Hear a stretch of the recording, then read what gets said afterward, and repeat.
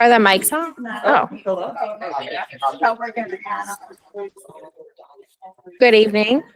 I'd like to call this meeting of the Newington Board of Education to order for Wednesday, April 9th, 2025. The time is 7:02 p.m. Please rise for the Pledge of Allegiance.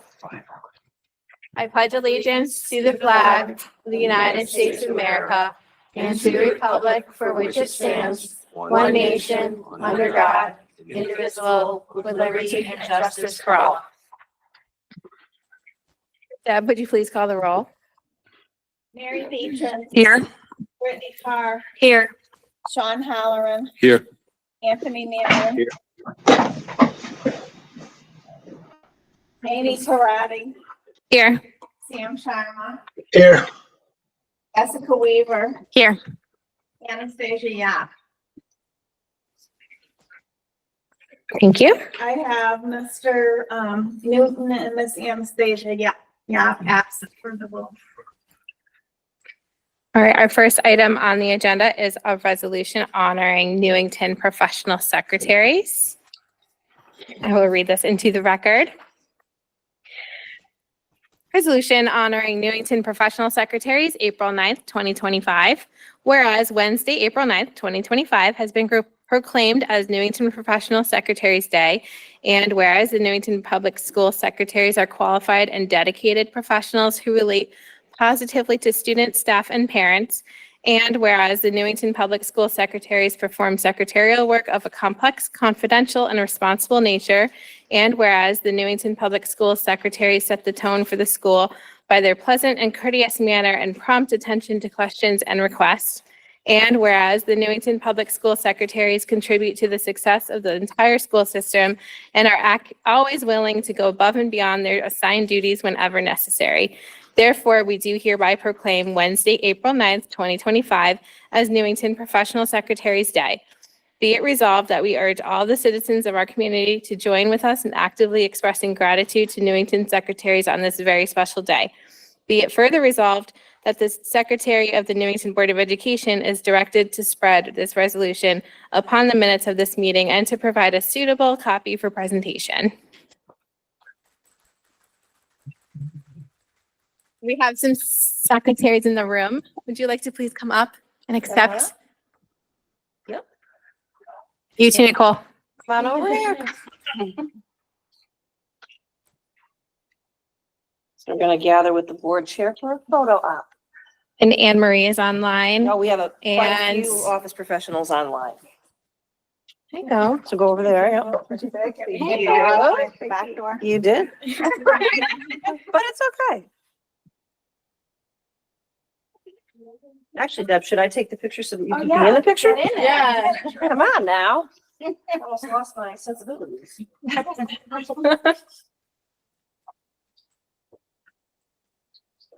Picture. Thank you. We're all set. Would anybody like to share how much you love your job in Newington?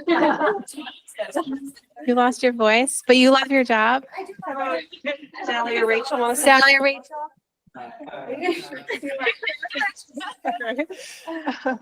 So yeah, thank you on behalf of all the secretaries, and I do enjoy supporting everybody here and working for all of you. So thank you again for all of this. Thank you. Anybody online?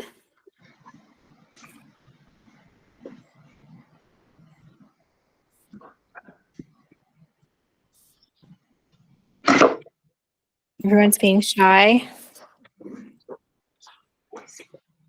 Let's open it up for board comments. Ms. Weaver? We're not going to be shy about our thanks, though. I just want to say thank you all, those in the room and those online and those not here. Truly, I think we talk about just how important every facet of our school communities are. But I will tell you, nothing gets done without our secretaries, quite literally nothing. And I know I owe some of you some responses, some RSVPs, so I will get on that. I was like, oh my God.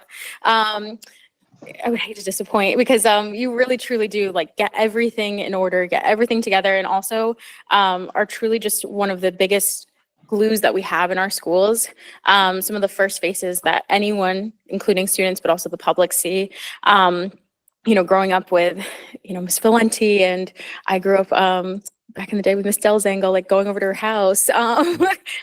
So, just like the community that you make is truly just one that doesn't go unnoticed. It is just those things that I truly appreciated as a student, and now as a board member and a community member. It's just one of those things that I'm so glad we have the best secretaries. So I just want to say thank you so much.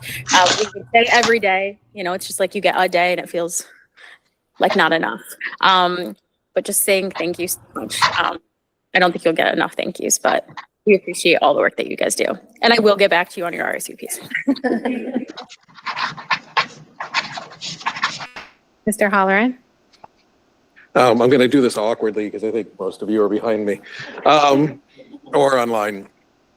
I often think that our professional secretaries are probably undernoticed and underappreciated. I think it's really good that we recognize a day here, but the devil is truly in the details. And our professional secretaries are the ones who make sure that all the T's are crossed, all the I's are dotted, keep us on board with what we need to do. And sometimes you have to chase us down so you can actually plan and get the things moving. And when I say the things, it can be a lot of things. And I don't think we could survive as a system without the vital roles that you do. So honestly, thank you very much. Mr. Sharma? Hey, I just want to echo what everyone else said. So we cannot, as a district, function without the secretaries. So thank you for everything you do every day, and for going above and beyond, and making us run. So thank you so much. Thank you. Ms. Beatrice? I'll make it quick. Thank you so much. Sometimes we forget that you are the first touch, not just for our students, but for the community at large. And for those of us who either have or have had kids in the schools, oh boy, we called you guys a lot. And so we really appreciate it. And, I certainly recognize how difficult it can be to coordinate so many things. It's always high impact. It's always high volume. And so sometimes it's like herding cats. And so we appreciate that. We appreciate all the hard work that you do and for keeping us on point and organized. So thank you.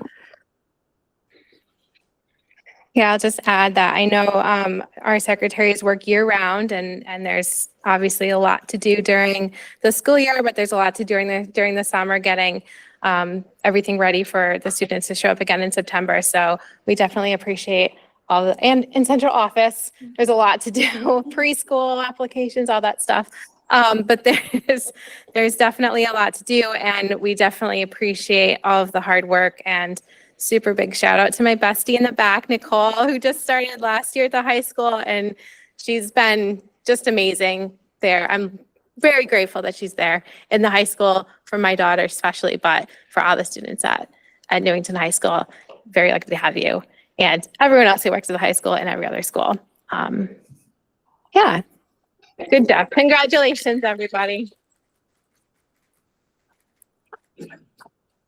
All right, next on our agenda is our everyday hero, Dr. Brummett. Thank you very much. So I am pleased to announce that our everyday hero is Mr. Dave Richardson, head custodian at Martin Kellogg Middle School. He was nominated by Jen McGowan, who's also here, and I'm not mistaken, a recent appearance here at the Board of Ed for a similar reason.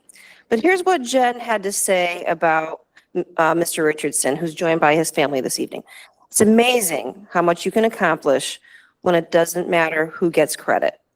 This quote exemplifies Dave, our incredible custodian at Martin Kellogg. In all the years I've worked in Newington, I've never seen a custodian like Dave. He is the most hardworking, dedicated, and diligent staff member, and he never asks to be recognized or to get credit for doing something. He is here early and promptly in the morning, getting the building ready for the day. Dave never sits down. He is on the move all day long, cleaning, moving furniture, responding to staff and student needs, and always with a smile on his face. One way our students feel safe and welcome is to have their place of learning be clean, neat, and beautiful. Dave takes such pride in our building and ensures that it is safe for all of us and always looks the best it can. Dave responds to staff needs in a prompt manner and will come back and check on things that were issues to ensure the job was done. He is always willing to lend a hand or fix a problem anytime. I also witness Dave on a daily basis connecting with our kids, greeting them by name, asking them how their day is going. He's a role model in showing students the value of hard work and being part of a team. He's an essential part of the Kellogg family in so many ways. When I think about equity in our schools, Dave is an important part of the work. He's an amazing human who always puts our building, our students, and our staff before himself. We are truly grateful for the person he is and the dedication he demonstrates to our Martin Kellogg and NPS missions. I believe Dave is more than deserving of the Everyday Hero Award. Congratulations.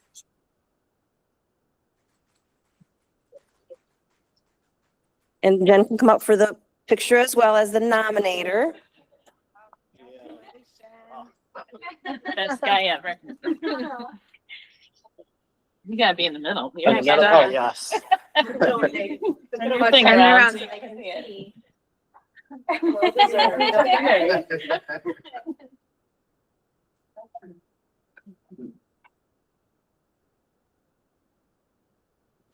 Would you like? Thank you. Oh, I mean, you said a lot. let me say more. There's always more.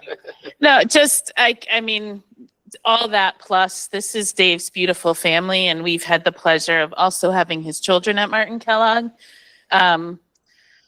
He and his wife are like model parents too, so it's nice to have someone who is there as a member of our team and also a member of our family as parents. You guys, it's amazing, like Jaden's a senior. We remember him when you were in 6th grade, maybe. David will be joining Newington High School next year, and Amaya just came back to Newington High School, right? So Dave, I just had a student today come in and tell me, oh, I'm so sweaty this morning. I'm like, why? He goes, well, I played basketball with Mr. Richardson this morning. And Dave does this with kids. He takes another kid during reach and has him help him do some jobs, and the student looks at that as a reward. They want to spend time with Dave. So you just have to know, Dave, how important you are to all of us. Thank you. So, yeah, now you get to speak.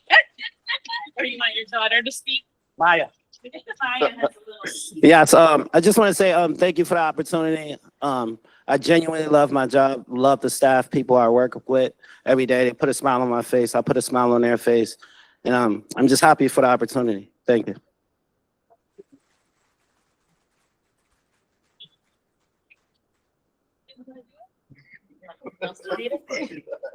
She's okay. We'll put it in the minutes after. Absolutely. I'll open up for board comments.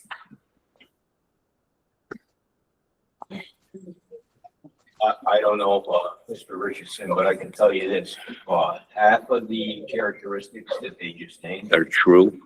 You're a true role model, and all of us, every human being can take a lesson from this. And I think if we were all like you were, the world would be a much better place. God bless you. Thank you. Mr. Sharma? Hey, I just want to give a quick shout out to Dave. Thank you for everything you do. Thank you for going above and beyond, keeping Martin Kellogg clean and shiny. So we really appreciate it. Thank you so much. Ms. Beatrice? Thank you for everything you do for our students and our staff. You know, it takes a village, and we talk a lot about our classroom helpers and our classroom teachers, but it wouldn't work without the hard work that are people that are doing behind the scenes, not just to make everything look beautiful and set up an environment where kids are ready and wanting to learn. When we make that effort, then our kids know our schools are important, and it reinforces that message. But what really struck me is the time that you take to be with each student. So thank you so much. Ms. Carr? My mic is.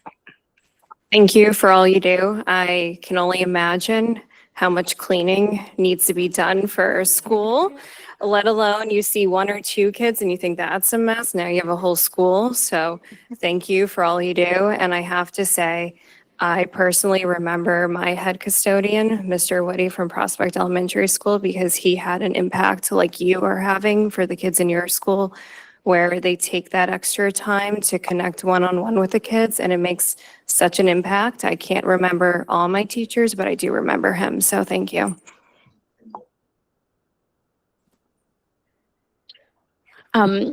Yeah, everything that's said, as a MKMS alum, that was very messy. I apologize and thank you. All in one.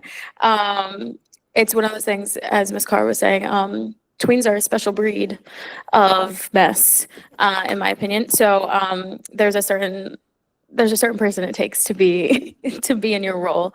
But I think, just like was said, I think this award is really for those who aren't seen. We see a lot of, so many of our teachers, and we love you all so much. But I think it's really the everyday hero and the unsung hero. And I hope that, I truly believe, and I love this award because it's giving the people their flowers while they're here. And I just really want to say thank you for all that you're doing. And I can't wait to hear about the stories about you when these kids come back 10 years and beyond. Because that's really what it is, like all of our friends, we talk about our custodians, the people that were there and the days that were tough and the smiles that they put on our faces. Like I was in the lunchroom and saw Miss Crawford in the hall, and there was like, those moments are with you for life. So thank you for giving those moments to those students. And I'm here for the stories after. If you are, I think Tony said it best, a role model. You're a family man. Well, that speaks volumes to me. Students look up to you in a way that's different than looking up to a teacher. You're real, right? There's not a gap. You're approachable. They see the work that you do and they see the effort that you put into your work. But I think on top of all of that is the pride you have in the work that you do, the passion you have in the work that you do. And I remember being in middle school and there was a closeness with the custodial staff because they were not teachers. You respected them, but not because you had to, because you wanted to. And I think that that's the lesson that everybody takes away from it. And truly, thank you for doing it day in and day out. Congrats on this very well-deserved award. I'm very proud of you. Still talking. And I just want to say, I have your cell phone number. I know we've talked on the phone and the after hours. And even if you're not working, you're still super helpful and willing to, make sure that the doors are unlocked and everything. But I also want to thank Ms. McGowan for the nomination and what you set up here. I mean, you said a lot in the nomination, but the little things that you set up here, like taking students for reach and giving a student a reward for, taking him around and having him do jobs. Like, I think that's just fantastic. And the little things that you do every day are definitely important. And like everyone said, they're going to be remembered for a long time. So I personally thank you for the work that you've done and the support that you've given the community, but also it's really great to hear the support that you have for the students in the school. So thank you so much and congratulations.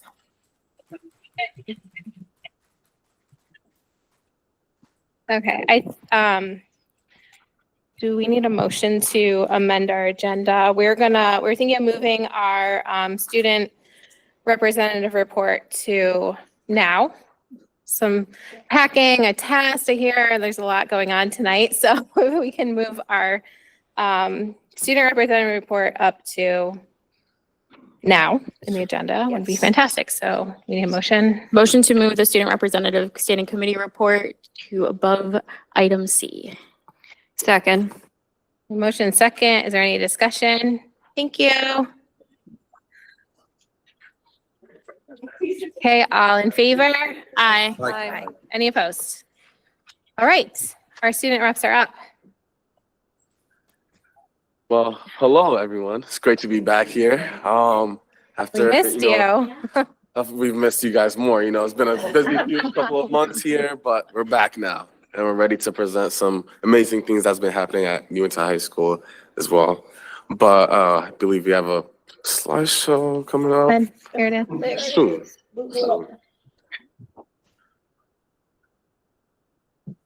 There we go. Technology. There we are. All right. Well, here's what's happening at Newington Public Schools, specifically Newington High School by Abby and I. But first, we wanted to present you, the board, with a little appreciation from us. We didn't get to recognize you guys in March because Abby and I were involved in Once Upon a Mattress, the musical that was happening at NHS. And so we couldn't be here, but we decided to extend our gratitude and recognize you guys today and provide you guys with some gifts as well. So our student council, our members / our peers are going to be presenting you guys with some goodies that we prepared earlier. And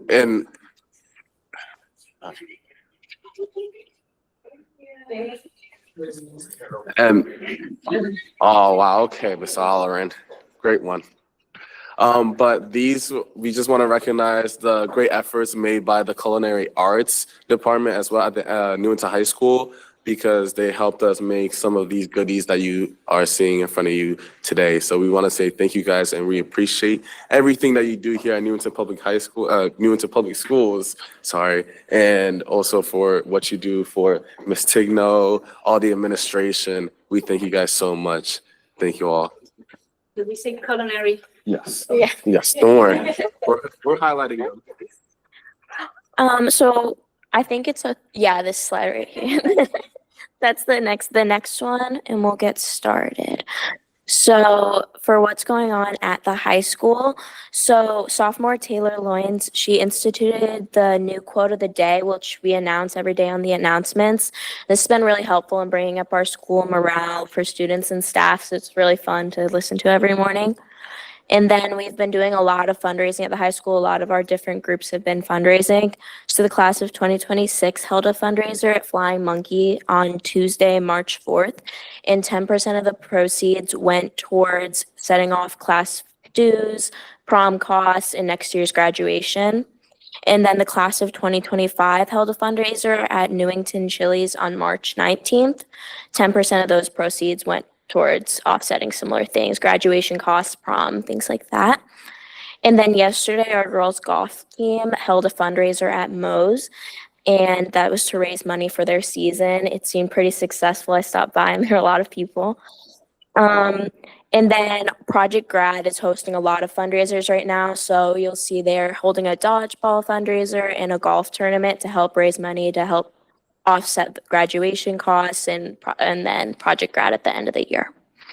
And then also Lila Civitello and Bella Longo, who are behind me right now, they are hosting a bingo night on April 23rd from 6 to 8 p.m. in the cafeteria. And it's open to anyone, and there's a $5 entry fee. It's their service project for National Honor Society, and there'll be a lot of fun gifts that have been donated from local businesses. So Pliables, Joey Garlics, Haven Hot Chicken, Laser Max, and more. And those prizes will be handed out to the winners. And then our career fair was also held. That was a really great success. 74 businesses and colleges, and then 115 guests showed up. And we just wanted to shout out Ms. Kyler, who put the event together. A lot of hard work was put into it, and it went really well. And then it is also School Library Month in April.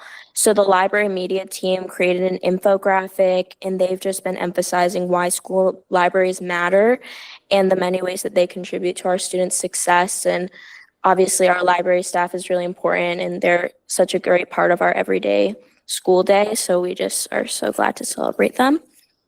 And then the Kiara McDormand Basketball Classic was also held recently, and it was a great success. Miss Cody sets that up, and everything went well. And then the junior and senior proms are coming up soon. So junior prom is going to be held April 25th, and senior prom will be May 9th. And class officers and our prom committees have been working hard to put that together. So table arrangements, decorations, theme, everything like that.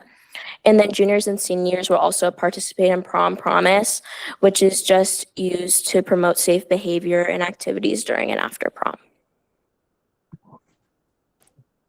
Next, we have field trips that students went on. To name a few, students went to Dunkin' Donuts Park, Capital Community College, Mystic Aquarium, in Yukon Stores Planetarium, just for some extended learning this week. And we also, on March 7th, we had the American Red Cross come to the school, and with the help of the National Honor Society, we had 63 donors, and their donations will help save 144 lives. So thank you to the National Honor Society and the American Red Cross as well. Now we want to take a moment to highlight Once Upon a Mattress. We have one of the stars here as well, Jada Ulett.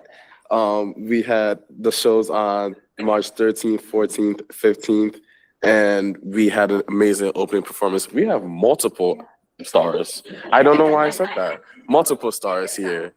Oh yeah, and I was in it. And Abby was actually in the bed while Jada was on top of the bed, making sure she doesn't fall through, you know. But with, you know, the great carpentry, she did not, so we're lucky for that. We also had we also recognized our choral director slash musical director, Mr. Christopher Clark, for his amazing dedication to Newington Public Schools at the end of the last show on the 15th, for his amazing hard work and his dedication. So we thank you, Mr. Clark, for all of your dedication and hard work.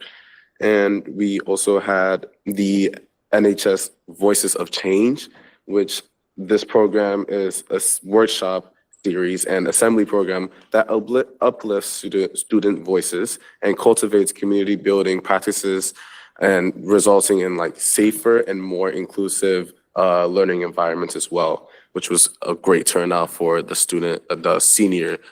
sophomore students in the high school.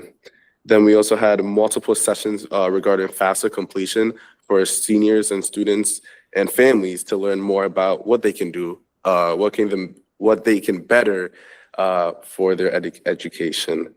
Also, we had on the juniors completed the SAT. So I know, Abby, you have a lot of weight, you know, shifted off of your shoulders with those SATs. And we also have the state and local reps visit the Newington High School, which was a huge success. And we also have Men's Warehouse, who offered 2 free tuxedo rentals donations to Newington High School students. And these donations are intended for deserving students who are in good academic standing, but are currently experiencing financial challenges that would prevent them from renting a tuxedo for prom this year. So great to hear from them as well. We also had the Spring Pep Rally, and this featured our Newington High School Chamber Choir. We also held a game recognizing our retirees for this year. We also had Leilani Figueroa perform in front of the whole school by herself, in front of the whole school, which is very scary.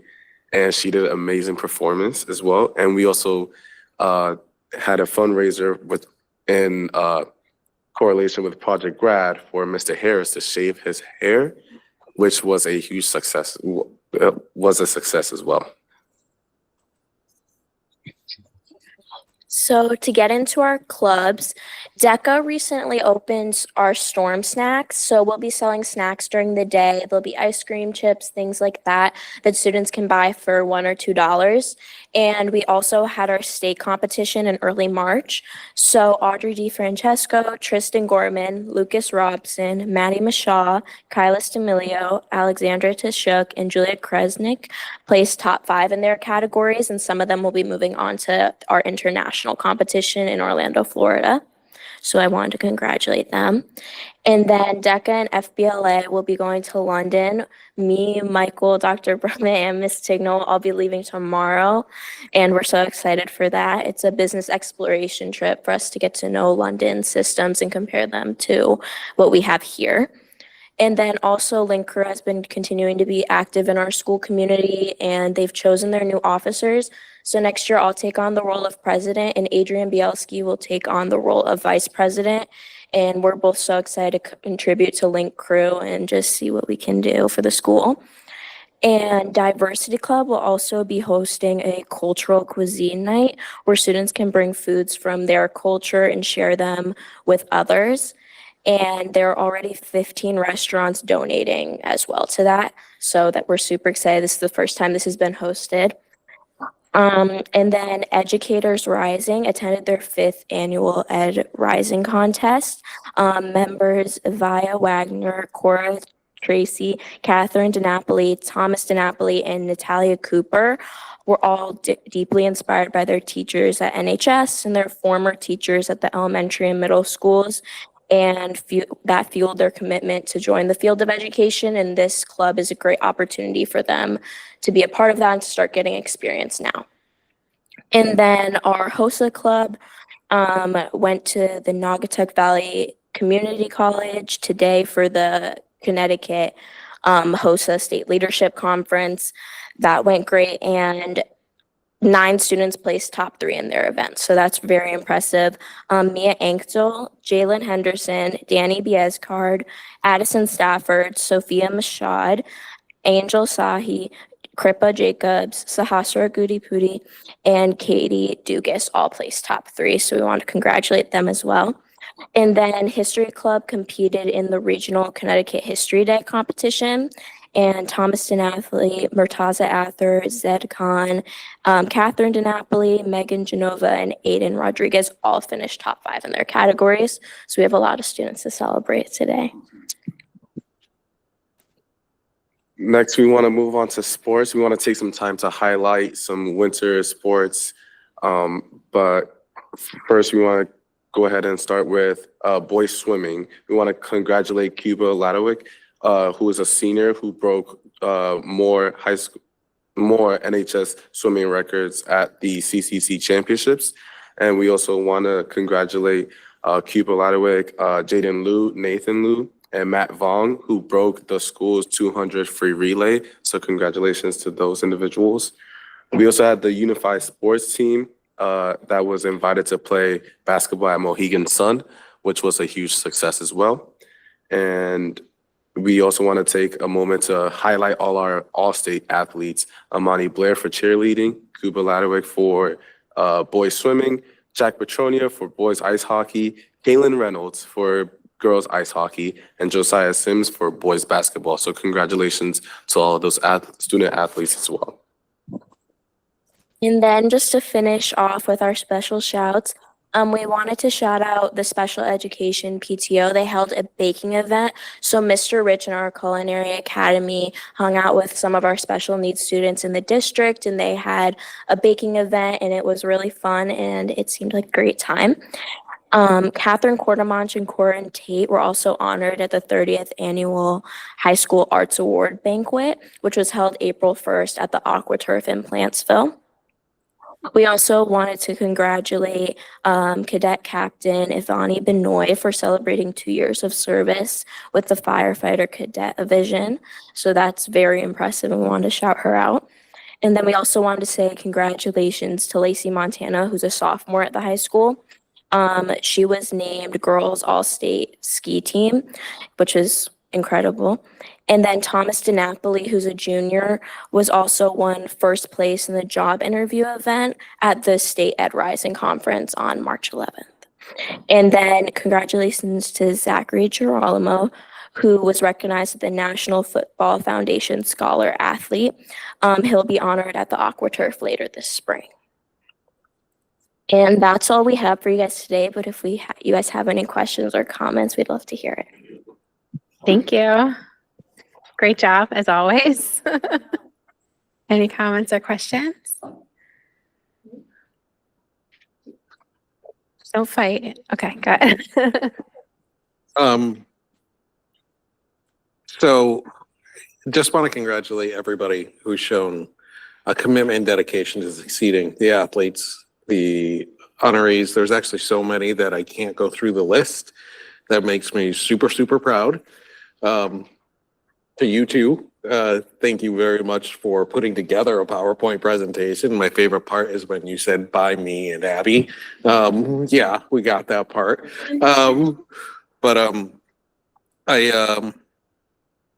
Just want a little clarification.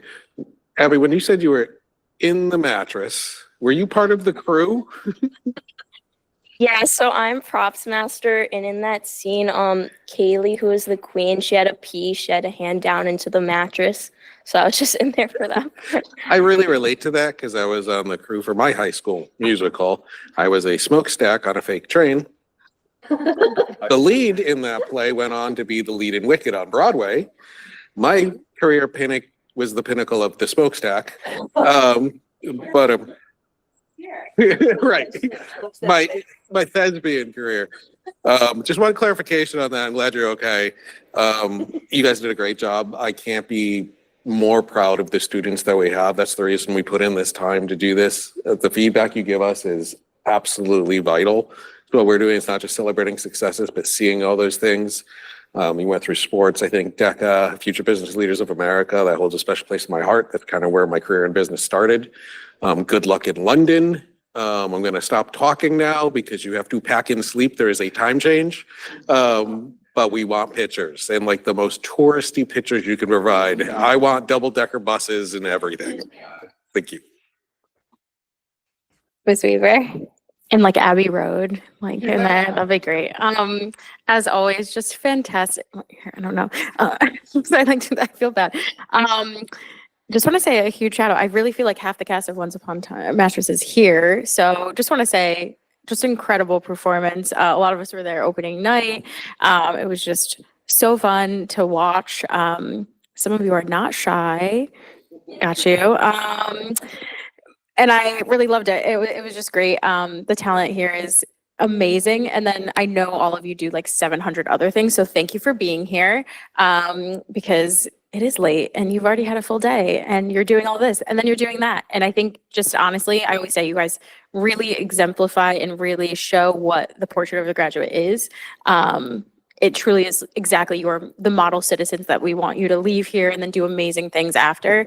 You're the examples that said it. So thank you for that. I want to give a special shout out to Miss Cody, who's been doing the Kiara McDermott tournament for long. And I know she got honored there, but I just want to elevate to our community how important she is. And in terms of honoring Kiara years on, it's just one of those most meaningful things. And I think as a community, it just shows the people that are in our schools that come together and continue to remember her. So I just wanted to give a special shout out there and also a special shout out to Mr. Clark. We will be continuing to celebrate him. And as someone who's been on that stage under his direction, I truly don't know what we will do without him. We will move on, but we will. We were better for him being there for so long. So I just want to say thank you all. Very excited to hear about all of the next things you do. And, I don't know, it's not May 1 yet, but if Michael's made a decision on his college plan, I don't want to put him on the spot, but I kind of like to do that. All good. So I just made my decision about like 2 days ago. I'm finally committed to University of New Haven for mechanical engineering and minor in marketing as well. Oh, amazing. So I just want to say congratulations. Usually it's like a little more intense. They're like, oh, don't make me decide right now. But congratulations. I'm so excited for your future. And of course, we'll have you back before the end of the year. But just want to say thank you all for what you've done. It's really impressive how you've literally done like all of this while doing all of that. Take some naps during college. Yeah. But thank you guys. Thank you for being here. We missed you this last month without you. And good luck with Link Crew next year. Thank you so much Big for having shoes to us. fill from Bella.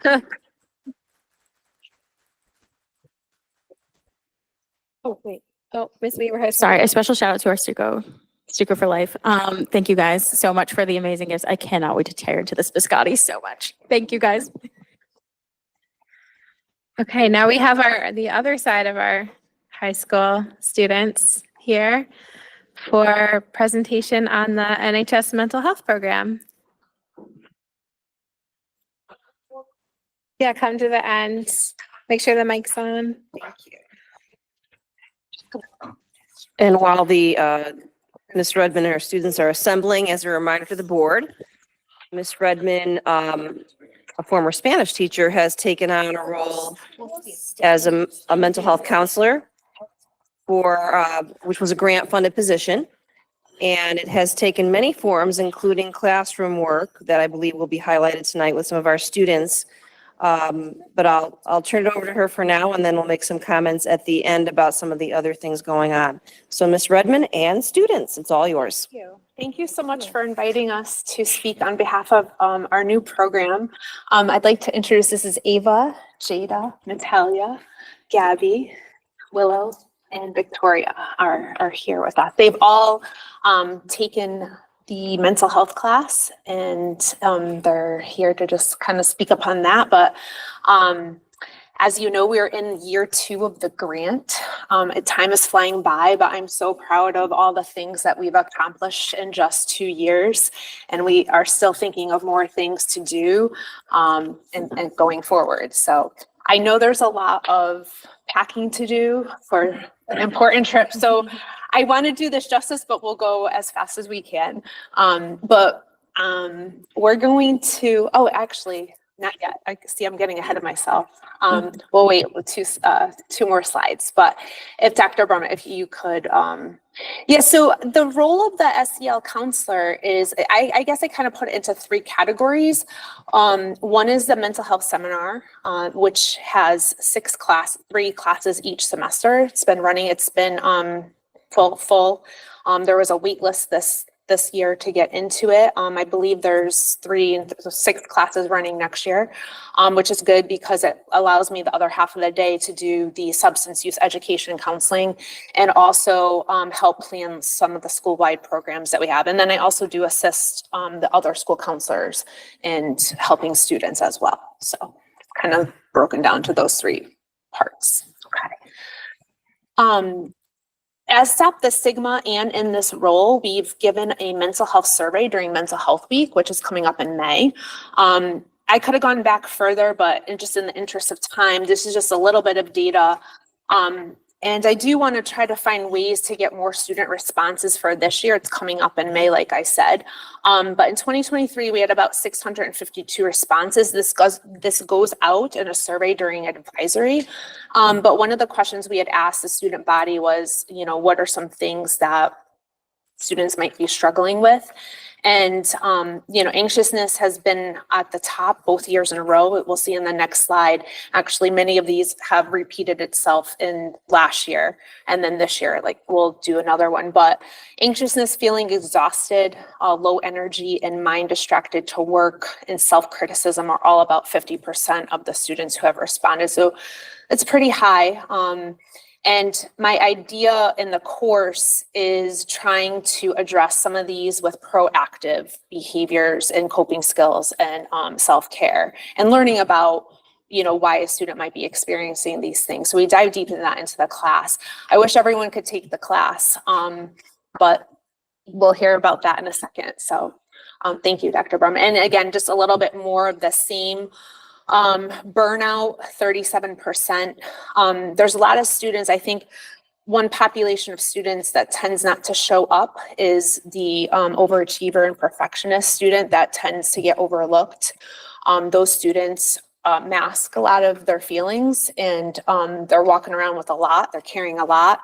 And so that burnout is very real. Feelings of overwhelm are very real. So we're always trying to strive to find ways that we can help with that. So thank you. So I'm not going to read through all of this because there's a lot there, but I kind of just divided the course into the 3 units that we've done. But we thought it would be nice to take an experience from our class. So I'm gonna let Jada kind of lead this. Would you like some help? Let's help. You want us to pass and you explain? Yes, all right, we'll help her. Does everyone have something to write with? Okay. Hello, everyone. I hope you're all having a good evening. So to start off the presentation today, we thought it'd be a good idea to show you guys how we start class every single day. And we started off with gratitude. In case you don't know what that is, it's basically we write on the card something that we're grateful for. And it could be something big, like I'm really grateful for my family because they make me happy, or like something small. Like today on my card, I wrote, I'm really grateful for sunny days because they uplift my mood. Like it could be anything around there. And I think it's a good way to start class because just in case you had a rough day already, like maybe you just failed a math class before you, not math class, math test before you walked in or something like that. And it's a good way to calm you. And we always listen to music while we're doing it. And it's just a good 5 minutes to start class. So if everyone could write something that they're grateful for on their card, and I'll go around with the gratitude jar and I'll take it. It could be anonymous.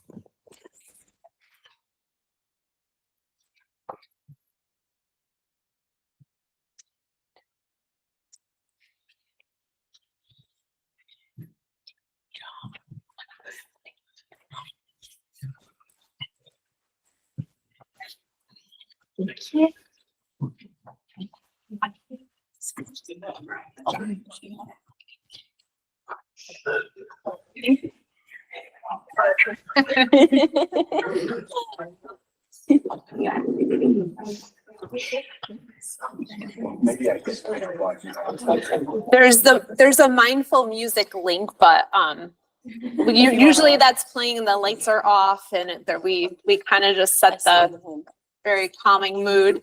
Get comfortable. Yeah, no, it helps. Okay.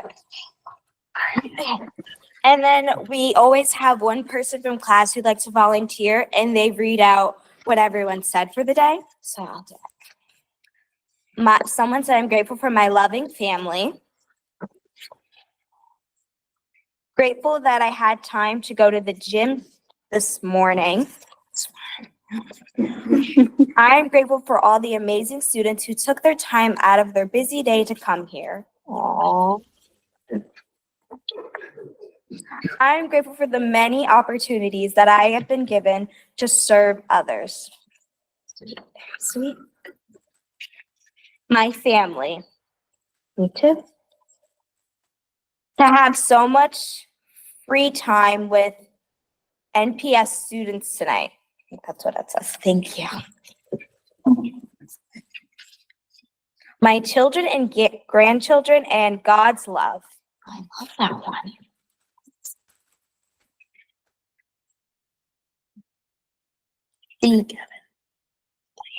Diane and Kevin. Sometimes we get names in our class too. I'm grateful that today brought me joy. Aww. The laughs I get to share with my family and friends. And lastly, my daughter is getting healthier each day. That's good. That's good. Thank you all so much for contributing.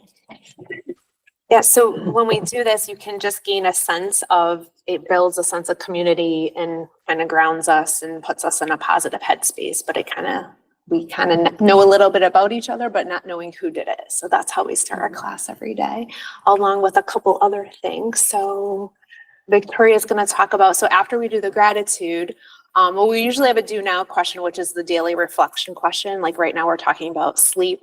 And so it might be like, how does sleep impact your mental health? And then they answer on a Post-it, and then I'll kind of like read the responses again anonymously. And then we go to, by the way, Taylor Lyons, who's doing the quote, this kind of evolved in our class. So each student gets assigned, but go ahead, Victoria. So another part of our day we'd like to highlight is the quote of the day, which we have 2 people every day who put in a quote that speaks to them. And I think this is beneficial towards our class because we get to share a quote that speaks to us and we can share with others. And I know myself has been impacted by this because I take quotes that other people share along with me. And I just think that the quote of the day really helps people also share themselves without really sharing who they are. Just share something about themselves and how something small like a quote can help them throughout their day. And for example, a quote that I like to take along with me is, in a world where you can be anything, choose to be kind. Thank you, Victoria. And Feel Good Friday. Okay, so Feel Good Friday, it's once a week on Friday. Miss Redmond will go around the room and hand out a name, and we're supposed to take a note like this and just write down something about that person that we like or that we've noticed as we continue to get closer in the class. For me personally, I carry one that I was given because it just helps me feel good any day, not just Friday. But it says, Natalia, your infectious laugh and smile light up a whole room. You are so kind-hearted and funny. Every day you have this amazing attitude that's so joyful. Keep being you. And that's the type of things that would be on the cards. And yeah. Yeah. And some students will just keep all of them and take them out when they're just having a rough day. So it's been awesome. And I can't actually, that the Feel Good Friday came from a student last year. Her dad would send texts and she would read them to the class. Like it was period 1 and she'd always I'm like, what did your dad say today? And she would share it out. And then she's like, we should do it. So many of these ideas come from students, which is just amazing. And I'm always open to any student input because they make it, worth it. So that's a little bit about how we start class. I'm not going to go through this whole list just to try to save time, but we're in the second unit right now, which is managing our mental health. In this we've just done setting boundaries. We've been talking about anxiety, addressing what we saw in the data. And so we don't talk a ton about anxiety itself, because they've had that in health, but we do go over a lot of the ways of understanding where it comes from, how our brain is impacted, and ways to manage it. So the class, I really wanted the students to engage in experience. So we had Amy and Zero coming in last week, and the students participated in a mindfulness. So they did breathing exercises. She did mindful meditation. We did yoga. So, and it was a great opportunity for students to participate in something that they might not have tried. And now we have such a big interest that we are going to hopefully go on a field trip maybe to Amy's studio, because that's how many students were like, wow, this really relaxed me. I want to do more of this. I had 2 students last year on a Saturday morning drive to Amy's studio in Southington at 8 a.m. on a Saturday morning to take her class. And so I really just want to thank her. She's been an integral part of kind of this unit 2 and teaching. She has such a presence about her, and the students really enjoyed her. So thank you to Amy. We also we've been partnering with Kayla Hendrickson and Brett Mannion from Youth Services. They've been coming in, and in this unit, we do touch upon some heavier topics. So we're talking about suicide awareness, depression, and they have trained students in QPR, which is question, persuade, and respond. And students will be getting certificates in that training, but more importantly, know how to save a life and get the help that they might need or help a friend. So that's been really important. So they're coming in 2 weeks. Another a bit brand new to this semester, no other classes have had it, so these students will be getting this, is we've been partnering with it was the former Walden Institute, and now it's called Monte Nido. But one of the things I survey the students at the beginning of the class is what do they want to talk about? I certainly have my ideas, but I want to obviously make sure I'm addressing student needs. But one of the biggest ones has been body image and eating disorders and body dysmorphia.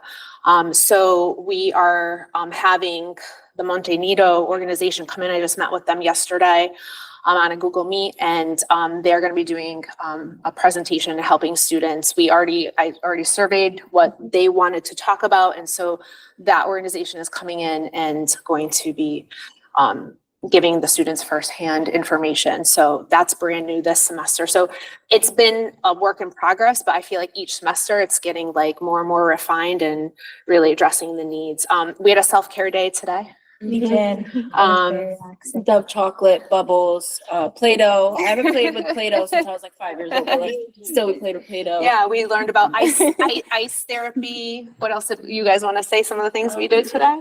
Yeah, for the different kind of things. Yeah, for the ice therapy one, you could either eat the ice, or you could hold it in your hand, and it's a way to like relax you if you're going through like maybe an anxiety attack or something and you need something to take like off your mind. And so we'd hold the ice for a couple minutes, and eventually it's so cold that all your thoughts like go towards how cold your hand is. And it was really relaxing. So we did that for like probably 2 minutes. We held it and then we all like dropped it obviously, but it took your mind off what maybe you were thinking for the day, and it made you focus on how cold your hand was. So Anyone want to talk about the tapping? oh yes, the tapping. You want The head one.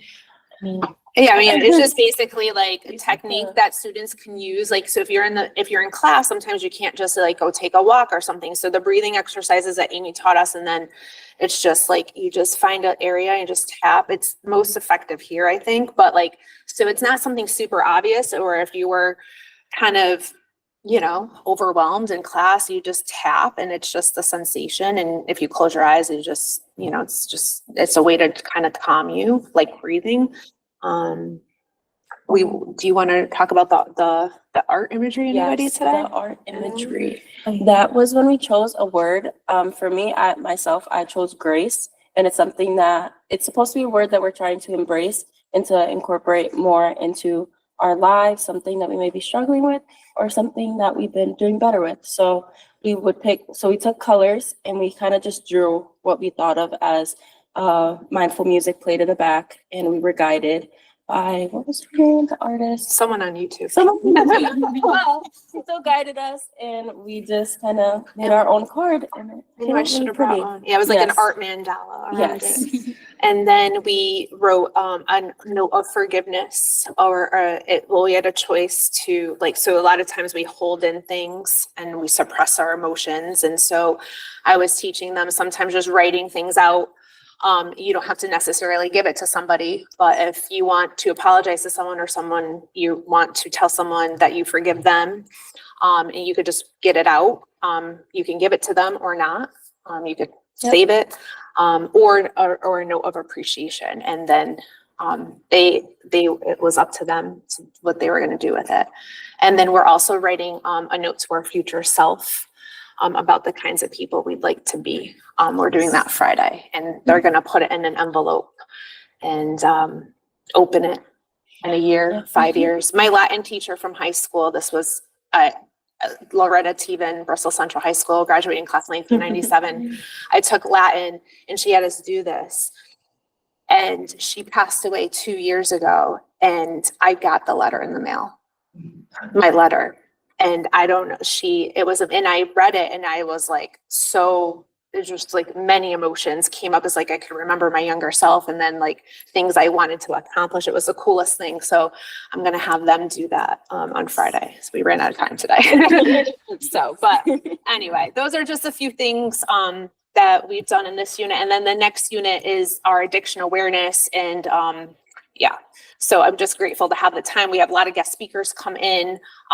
We extended it to some gambling, a gambling organization. We have lots of substance use. And when we do an addiction awareness challenge.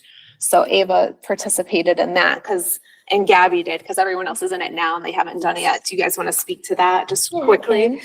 Well, basically, we all have things that, might be bad habits, could even be caffeine. I personally gave up soda. I had a bad addiction. We were expected to give it up for 3 weeks to really spread awareness on, how difficult addiction can be and to overcome. It says that after 3 weeks of going clean without a substance, that's usually when your brain chemistry starts changing. Caffeine, you wake up in the morning, you drink it, but of course, if you change that after 3 weeks, you start after the headaches, but you start to understand, you don't crave that coffee as much anymore. And we had different things. We had social media. I know we had people literally delete apps, which is difficult for teens. But, we had people delete apps, like I said, coffee, me, soda, maybe just candy too, just a bunch of things that it might not be the best habit for you, your health, mental health, really understand how difficult that may be for some people. Yeah. For mine, I did giving up TikTok, and it was quite the struggle. But it did help me look to like other things to do. Like I was able to watch more things with my family, spend more time with them, hang out with friends more, and really just like get out of my room and have better habits, which was really helpful. Mhm. Yeah, the idea is to just show how it's not that easy sometimes to change a bad behavior. We could probably all think of one. So we try to do it for about 3 weeks, and we have a discussion about it. We talk about what are your triggers and what are other behaviors or things that you can do to. It's this whole like kind of project. So I had done it in my drug and alcohol class when I was going to school to be a school counselor, and it was a really memorable experience. So I try to do that with them. So bless you. But okay, so thank you. That's a little bit about the class. And those were some of the organizations. We also have Vicki Adams come in from Southern Connecticut. She talks to students about it's mostly nicotine and marijuana. Like I said, we branched out to the Connecticut Gamblers Association. So they came in last semester, they're coming back. CCAR, another, that's also substance use. So some speakers that work in the field now that are in recovery. The Interval House we also had earlier in the semester and semester 1. They talked to students about teen dating violence and signs of domestic violence. And then the organization I just mentioned is coming, Montenegro, for treating eating disorders. So lots of community outreach. Okay. And then just to say one more thing about the class, Gabby's just gonna, oh no, this was me, sorry. It looked like the other slide. Some other things we've done, we've made vision boards, that's the top left. There's Amy in the middle doing her mindfulness. Brett is up on the top right with some students from from last semester. The bottom left is the Interval House, and in the middle, we've also done the student lessons for the 8th graders at both John Wallace and Martin Kellogg. So that's just that was at Kellogg last spring. And then the bottom right are some of those like we had an art therapist come in last year because it was one of our students on. So I tried to do my best today with the art therapy, but guiding that. But so that's just, so thank you, Dr. Brummett. Oh, and that was one of the gratitude cards that is on, it's right on my, right in my office. So I get a lot of these. I have a whole mess of them, but this one, like, I don't know, I just look at this one and it just, I don't know, it just does something. So thank you. These are some, I surveyed the students at the end of the course, but these students are just going to read one of each from a survey that we've done at the end. Okay. The first one says, I would tell them to take it. It's different from health class, and it actually involves self-reflection and small window of opportunity to change habits or behaviors. It can be that push for somebody to quit or even get mental health guidance. The second one is, if you're having doubts about yourself, take it to understand yourself better. The third one is, I would explain to them what we do in here as a class and try my best to convince them to take it. I know it's hard to share, but by taking this class, I feel so much better and have more confidence. Fourth one says that it's a good way to educate yourself on some topics that are not really talked about. And it's also a good way to learn how to have better relations with other people, mental health, substance abuse, and self-awareness. And for number 5, it says it was really impactful and was actually very amazing. It was my favorite class so far at NHS. It makes me feel so much better now that I've taken it and learned so much more that will now help me for the future. And the last one, it says that the teacher is going to keep you entertained the entire time. We have fun. So for some of the school-wide awareness programs that we've done in the past couple of years, last year we partnered with Youth Council with Kayla Hendrickson, and we did Screenagers, which was addressing basically addictions, particular substance use with social media. And that was a community event last spring. We also did Mental Health Week last spring. We're going to do it again this year. Heron, we obviously had Chris Heron in the fall. That was a big success. I'll talk a little bit more about that in a minute. And this year I'm really excited. We are going to do our first annual mental health panel during Mental Health Week. So I have about 20 student volunteers. And we're going to do panel 1 on Wednesday advisory and panel 2 on Thursday. I'm working with Ms. Tigno to design that. And basically we're going to come up with some questions, students and I together, that address some of our concerns for mental health and or substance use. And it's going to take place in the auditorium at 2 grade levels at a time. And the students are going to kind of speak to those issues in front of their peers. So I'm excited about that. It'll be our first time doing it. So many of whom are right in this room. So thank you in advance. Mindfulness retreat, that's with Miss Enzero. So we're gonna hopefully go to her studio. And then I'm still trying to find some speakers for next year, maybe for whole school assemblies to address some of the more of the addiction and substance use. So thank you, Dr. Berman.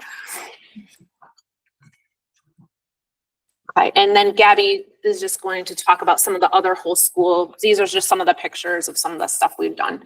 Yeah, so I've been a part of the Stop the Stigma Club for 4 years now, and I also took the mental health class last year for junior year. Here are some of the activities that we as a class, we have a club, have organized, put together. The top left and bottom right corner, you could see the bulletin boards we have displayed in the cafeteria. Our first one was the mental health at the top left, where we organized an advisory activity where we passed out those green pieces of paper and asked students to write down what mental health meant to them. And as a club after school, we took all those little pieces of paper, wrote out mental health so you can read them. I have the one at the bottom. I have all those nice mental health stickers that took a while, but are definitely fun. The bottom right, we have Be Kind to Your Mind, where again, we pass out papers to the advisories. They were really cute, not fun to cut. 1,300 students, more of them. But we asked them to write a positive message, kind words. So you can walk by it and, read something and smile. At the bottom left there, we have an advisory activity again, where we ask students for quotes that surround breaking the stigma around mental health. In the middle there, me and a couple peers, we created some posters to thank Chris Heron for coming. As you know, he's our NBA star who came here and who travels the country, and we were very grateful, whole school-wide assembly, to really recognize the struggles with mental health. You may see someone on screen, you may see them as a role model, but they could be going through anything. And he really showed us that, he doesn't want there to be a stigma around that. He wants it to be talked about. And what I really think is great for everyone, because, we as a club, we want to express, stop the stigma. And he really helped us all. The whole assembly, the whole room was quiet. Everyone was listening. And then we also have our merch. Top right, we had what was that, last year? Yeah, last year. And then we also have the newest ones, which are mental health class. We actually designed ourselves. I'm wearing one today. No more stigma, no more shame, which is what we would like to represent. And then you can see Officer Bougie right down there. As she mentioned in one of our activities in class, we had students give up, a bad habit for about 3 weeks. Brianna Sanchez there, she gave up all her social media for 3 weeks. 3 weeks. She deleted the apps from Deleted her phone. them. Yep. And he offered to shave his head if she stayed off of them. And she did it. She did. So yeah. Yep. She shaved it. Okay. Thank you, Dr. Berman. And so the next couple slides, I think there's just 3 slides, but just showing some data for we surveyed students following the Chris Heron Assembly. He spoke about his struggles with substance use. So we had a Google form and paper copies, because the students actually had shared with me that they still have these fears, even though if a Google form is anonymous, there's still this perception that we could figure out who they are. So we opted to offer both in a Google form and paper. So that's why you'll see at the top 457 responses on Google form, 507 on paper. I had to go through the paper one, so I'll admit my estimates are like estimates. But you could see that, so most students that are engaging in substance use and alcohol use, they 83% from the online survey and about 98 from the paper one, which is pretty high. They're using substances as a means to cope with their stress. I can't emphasize that enough, that is like kind of their go-to coping mechanism when it gets too tough. So I am obviously in class addressing this in full detail, and trying to do this school-wide as well. The others are peer pressure is another big one. On the top, let's see, this is another one. Yes, teens feel like they have it under control. We talk a lot about this in the class, and I want to find a way to kind of bring this beyond the class because not everyone in the school takes my class, but we talk about the stages of addiction and how when you pick something up, it might just be out of curiosity, and then you start using, and initial use turns into, dependence, and then it's tolerance, and how you just go through the stages without realizing you're in the higher stages. You just got there.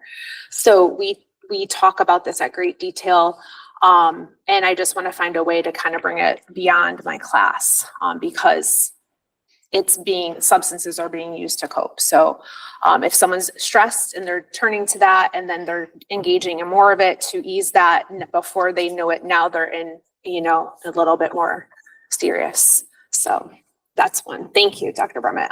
The next one was, on the other end, in your opinion, why do you think people struggle in quitting a substance? On the same end, using it to cope. So now they can't quit because that's their clutch to try to escape. So they started to do it for that same reason, and now they can't stop for that same reason. So it's just telling me, in this work, we really have to help students find ways to help cope with their stressors, and feelings of overwhelm. Shame is another big one. The students that I've met with individually have shared that with me privately, that they are embarrassed or feel shameful. And I hope that I provide a safe space for them and work through some of those feelings with them in my one-on-one work. Again, they don't think that they are addicted, or they don't think it's that serious. They think they could just stop. And then it's obviously, as you go through the stages, it's harder to stop. And they don't know who to go to. That's on the paper one. So I want to do a better job of kind of, letting them know that I'm there in the school. I think we've done a good job, but clearly I've got to do more to kind of, hopefully they'll reach out more. But those are some of the statistics there. Okay. And then there's one more. Someone I live with is struggling with addiction or is actively using a substance. So this is the students in their home. So there is about 25% that said yes, or that they have used substances in the past, but isn't currently in recovery. So that's about 25%. And then 13% unsure. So, I really do want to emphasize that many students come to me to talk to me about this because they know that I've lost my brother to substance use.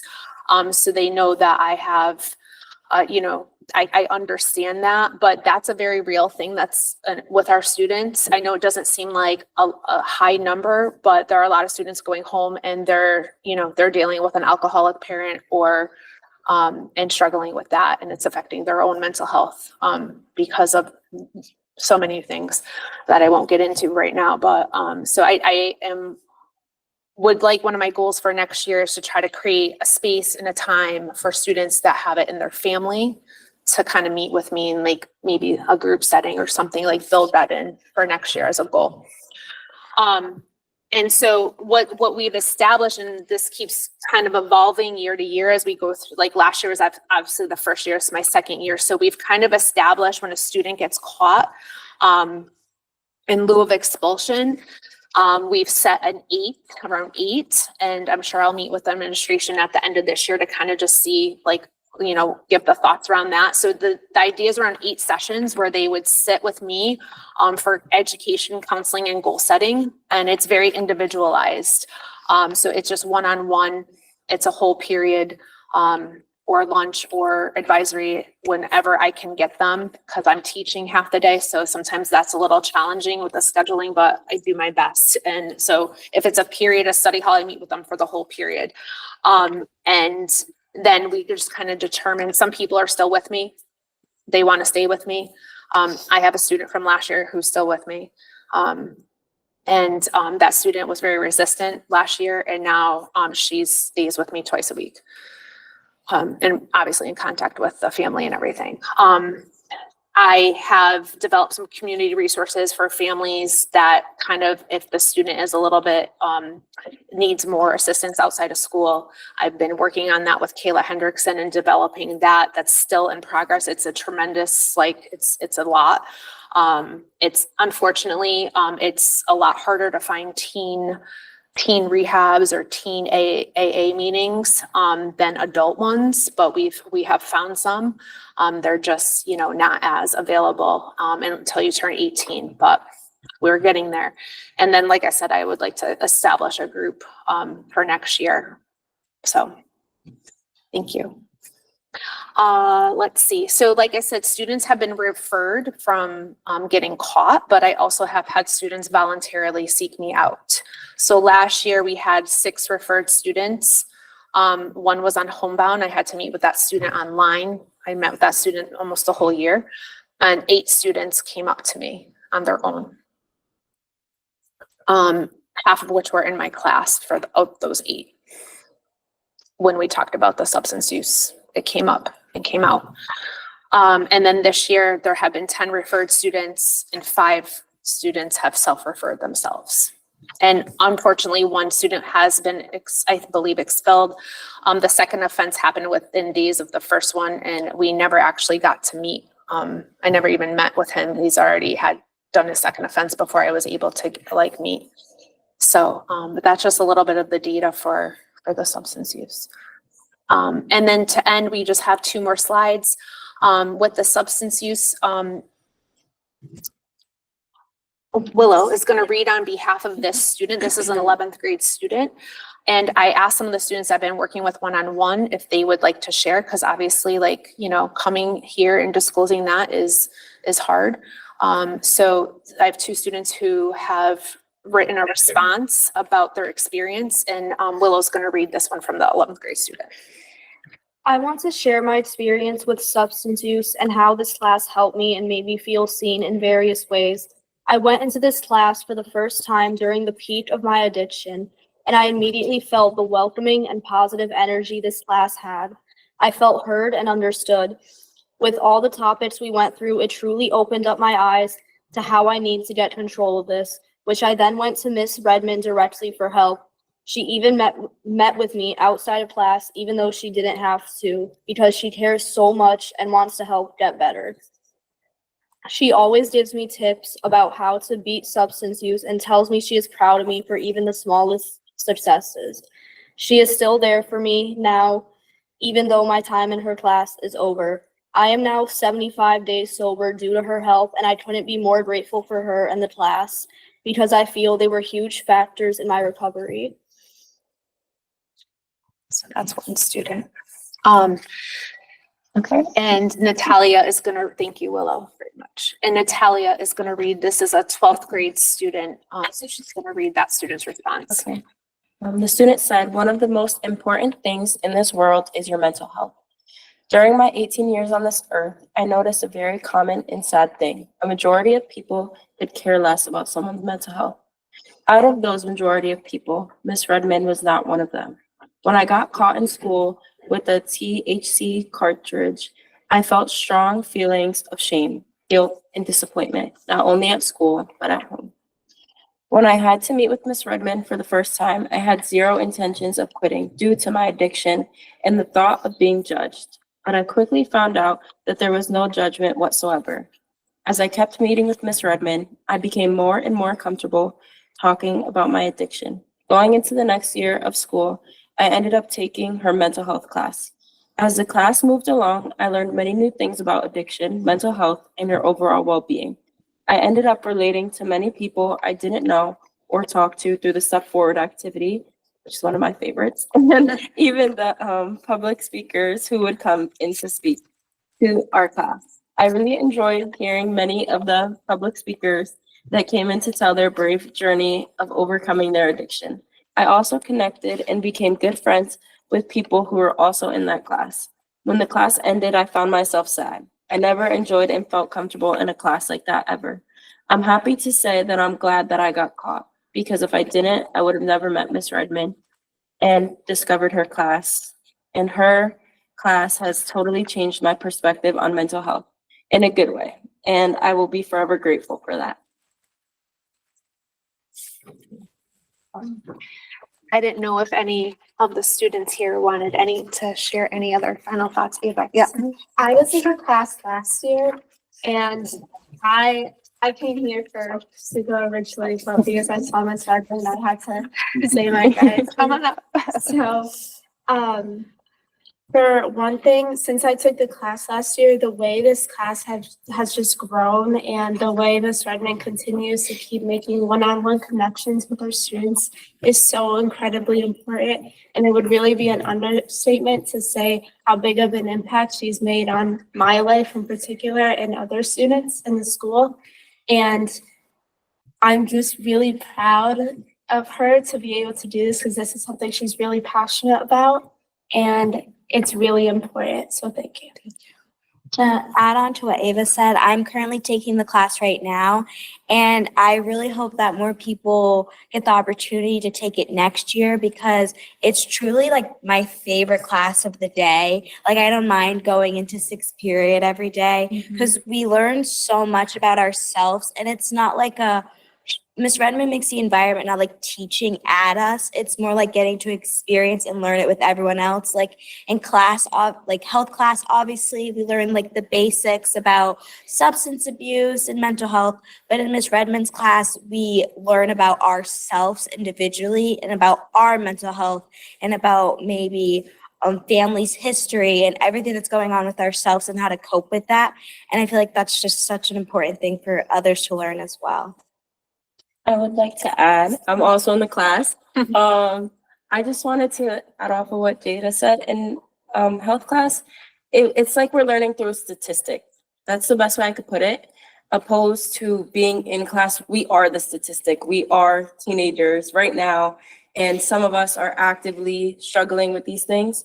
So when we participate in activities like Step Forward, I'm an open book. I'll admit it. So when I could like see a person across from me be able to take that step forward and say, I completely agree. I go through the same thing because I shared out, and they know now that somebody that they don't know or someone that they don't even like talk to is going through that same thing. And I will genuinely say it has like first day, I will admit it's like, who are you? I don't want to talk.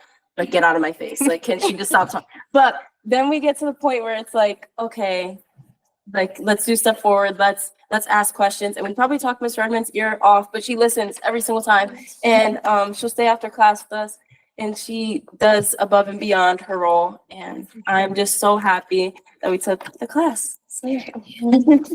I took the class last year, and as a senior, I can say, I'm so glad this class, you've been talking about it for a year. We've all, like, as a club, we've all been talking about, how we really think that like classes like this is so important, so special for kids our age, because, you can't say many classes that you go into, has that sort of safe space where you can share and talk about, topics that some people might be uncomfortable about that. There might be a stigma surrounded by. And, just being able to talk about those and share your experience really brings community. And, especially after COVID, especially after everything, which is really something that our society, thrives on. That community, especially in your same age group, whether it be someone who's very outgoing, someone who's very shy, like Natalia was saying at the beginning of the year, you go into a class, you don't really know people, but at the end, it felt like a family. I'm sure that was really amazing. I took this class last semester, and as someone who has personally dealt with addiction as well as addiction in my family, I feel this class is a huge support. And like relating what they said about the step up activity, it makes you feel good about yourself. I know for me, because it showed me I wasn't alone and that this is something many teens deal with. And I personally believe all schools should have a class like this, even though I don't think any teacher could compare to Miss Redmond. She has gone above and beyond in every way possible, helping me through my rough time, helping my friends, peers. Just in general, I wish I could take this class again. I'm currently in the class and kind of similar to what Jada and Natalia were saying. Health is definitely a good class to take, but I feel as though it's more so strict learning. You're learning statistics and we're constantly not really doing anything to engage, just more so writing down facts and taking tests on it. Whereas this class is more so supportive in a way where it gets you engaged. You know, we have different guest speakers who come in and help us. And as well, Miss Redmond and this class she's been very passionate about it. And her contributions and efforts to the class and the students do not go unnoticed, and they're very prominent. She is very, very passionate about this class, and I hope you guys take the consideration to continue funding this class so that other people can take this class and it helps future students. Because in the little time that I've known her and taken this class, I truly believe that she has impacted me a lot, and I've come out of my shell and became more confident, and she gives me confidence to do more things to help the school and come here and speak to a lot of people.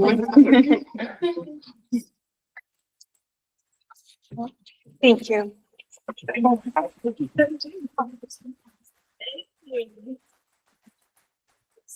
don't know if anyone has any questions or for any of them. Thank you so much, Mary. I can't thank you all enough. You've probably heard it a million times. What you do is brave.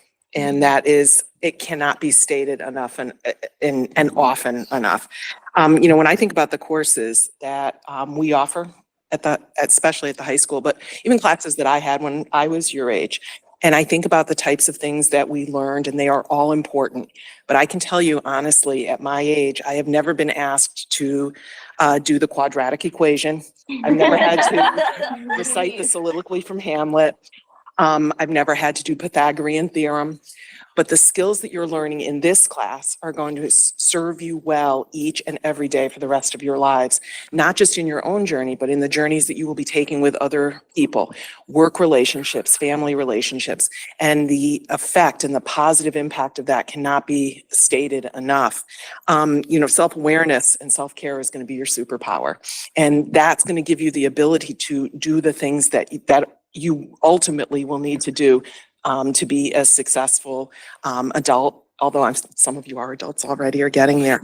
A couple of things that struck me though, 98% of people engage in addiction or destructive behavior to cope with stress. That is just astounding. And again, when we ask people to self-report, you know, that may be a little underreported. And so something like a statistic like that is really, it grabs you and it grabs hold of you and it makes you want to work harder to get that number down. The other things that struck me though, 56.7% of students report being anxious. That's more than don't feel anxious, right? Yeah. And so this is something, you know, we again as a community, not just a school community, but community at large need to focus on. And, you know, certainly we appreciate the honesty that comes from that. And so this course really, really points to the things that we need to do to make that better. And giving tools and strategies is a piece of it, but providing a space that's non-judgmental so that we can have those conversations and no stigma around it. That is true growth. And I'm so proud of the work that you all are doing and the work that you will continue to do. That's a huge thing of preparing our students for life after school. And so thank you, thank you, thank you. Keep going, keep working on yourselves, keep appreciating yourselves and each other, and keep doing what you're doing. Thank you so much. Thank you. Mr. Holleran? I think Ms. Beatrice said it all, but I would like to add to it. I see in front of me incredible strength, and it's strength through vulnerability. As somebody who has lived with addiction in their family, somebody who's, felt that pressure, felt that anxiety. It's not like you wear a cast around your emotion or your anxiety. You can't see it, right? It's an invisible stressor. It's an invisible impairment to your health.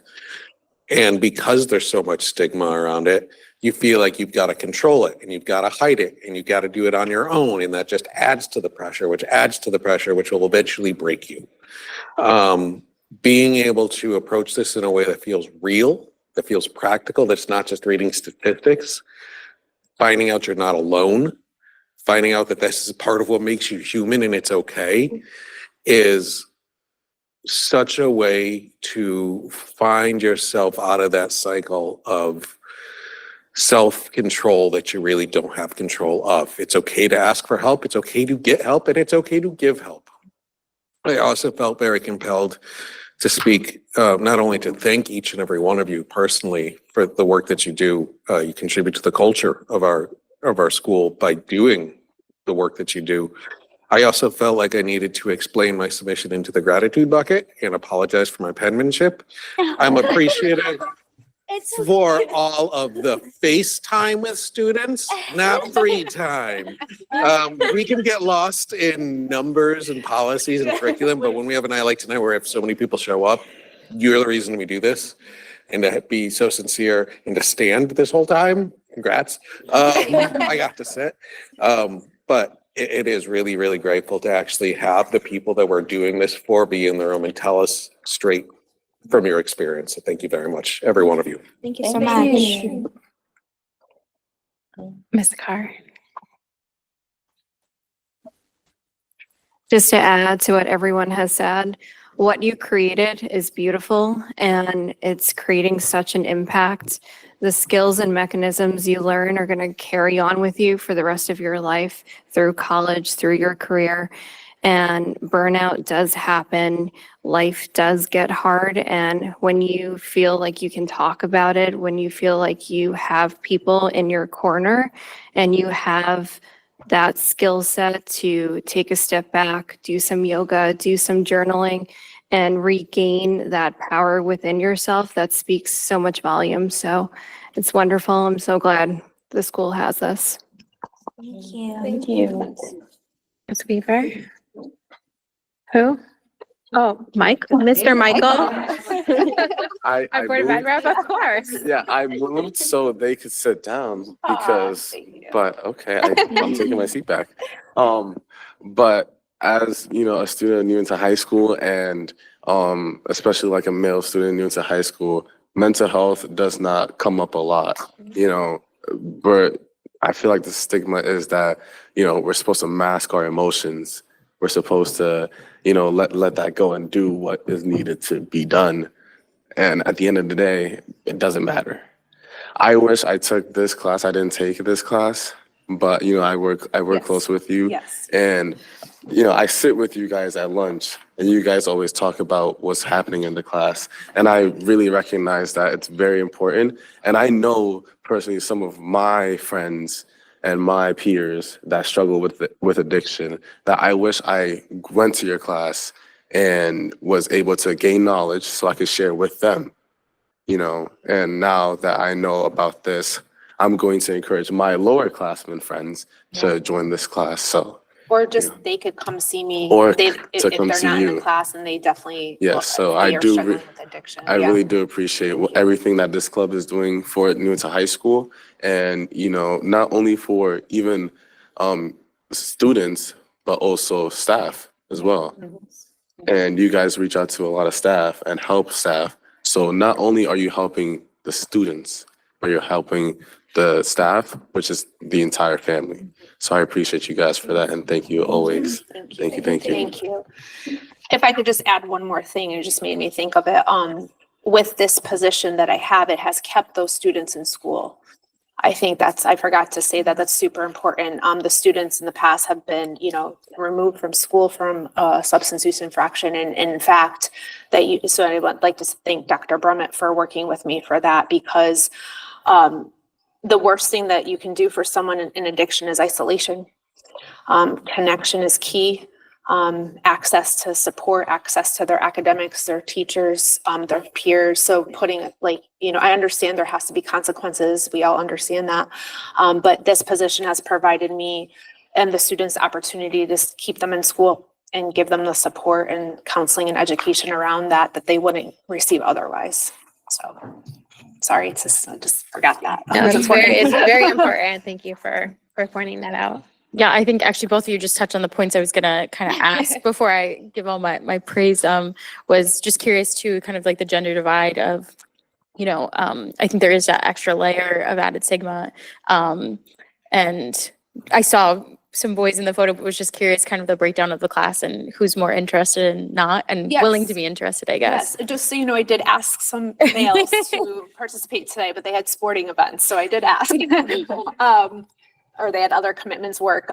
So in the two classes I have right now, I would say they're like 50-50 right now. My very first class, there were 14 females and 4 males. Last year, period 4, it was about 50-50. Period 6 was 50-50 last year. I'm like going by period, sorry. My period 1 note, we had 17 girls and 1 boy last year. Poor Dylan that year, but he embraced it. So it's, and I always do, we talk about that. I always address the fact that I feel like males have it's even a bigger stigma for males. And I always thank the male students who have joined the class because they're being the advocates and the leaders for others to follow, because everyone has mental health. It's growing. I'd say it's like about 50-50 now. Yeah. This year was definitely 50-50. I'm just glad to hear that. And I think it's one of those things. Yeah. And I know I've had the pleasure of being on Youth Adult Council, well, as a youth long ago. And then now to see, just hear about all the contributions that you've had has just been incredible. And just want to applaud everyone for being able to share in their own way about this. I think, I think we hear a lot like mental health matters and all these things, and maybe it's a bit performative sometimes, a bit on surface level. Online, I think it's become, maybe just that picture that your mental health matters. So I appreciate you going really into detail about that, to really get into the weeds of really how that works. As a recovering perfectionist, it's one of those things where I was like, wow, I wish I had this before I went to college, before, I started life, and knowing that, life happens and people say that. And I think you don't know it until it happens to you, until you experience it. So having this proactive mental health, it is great, because I think so many people I know, including myself, have like these reactive mental health moments where you're sitting there having a panic attack and don't know what to do. You're by yourself, you're an adult, but you're not. And having that before, knowing those things before, so much more easier said than done. So I really just appreciate you all sharing that, because I think we talk about it getting normalized. We can say all these things maybe online, and you hear all these great campaigns, but to have that day-to-day interaction with it. And then just thank you so much for the extra work that you do, Ms. Redmond, because I think we talk a lot about it in curriculum about school avoidance, just the unprecedented amount of in general due to mental health. Went into a deep dive with ESS on that. And I think, we're not alone in that. We're seeing it statewide, countrywide. And I think just knowing that that's a huge thing, is that school can be a positive place, and also a healing place. I just really appreciate the work that you're doing. We're very happy we talked about it actually at budget time too. We're like, what is that? So thank you for giving us extra clarity on that as well. It's just needed. And I'm just really glad, to see my school district 10 years on to have that, to know that, my cousin's coming up, they're in elementary, but by the time they get there, I'm going to be a lot less worried about what they have to go through. So thank you guys all. Appreciate it. Thank you. Thank you. I was really looking forward to this presentation today. And did not disappoint. It was just above and beyond the presentation and the open and honest sharing that everyone did. And I think Eva mentioned it. Like, I really appreciate, Christina, Ms. Redmond, how you just kind of let the class evolve, and like this is your second year going into your third year. You know, taking things from your students and kind of growing the course as it goes along. And I think that's really important. Like it just speaks volumes to you as a teacher, because you're like really in tune with your students and see what they need and kind of bringing that. And then I really also appreciate the collaboration with with Kayla and with our community, and bringing in speakers and your focus on not just your students in your class and not just the students who've gotten in trouble, but just anyone. Like it's just really, it's awesome to see. And you like, you know, you mentioned the one student that had a second offense, and you're like, oh, I didn't get a chance to meet with them. Like, I think that's just to you is just like really admirable. And I just think that you're awesome. And I just thank you so much for being here and for this course. And you on the end, I'm sorry, I forgot your name, but you mentioned like the funding for this course. Like we know this budget season, this next year is the third year of the grant, and it's only at 70%, right? But like, this is something like, I think, you know, you heard last year and a few years ago with Stop the Stigma. I think it's important for everyone to know how great this course is. And I would not suggest getting rid of it at all, ever. Like adding to it, continuing to grow it, because I think you've done so much in these 2 years, and just can't wait to see where it goes next year and further on, because I think that you're a very, very valuable asset to the high school and our town community in general. So thank you so much. Thank you. I forgot to thank somebody else that's in this room. Kristen has come to my class twice before she got into her newer position. So Kristen has also done what Amy has done with yoga and mindfulness. She visited at 2 of my classes last year. So I am so sorry. I didn't mean to do that. And so Kristen had come in when I was first getting started, and I really appreciated that. And it was cool to see all the different approaches though, too, like Amy, yours, and then Kirsten Devlin, right, at Martin Kellogg.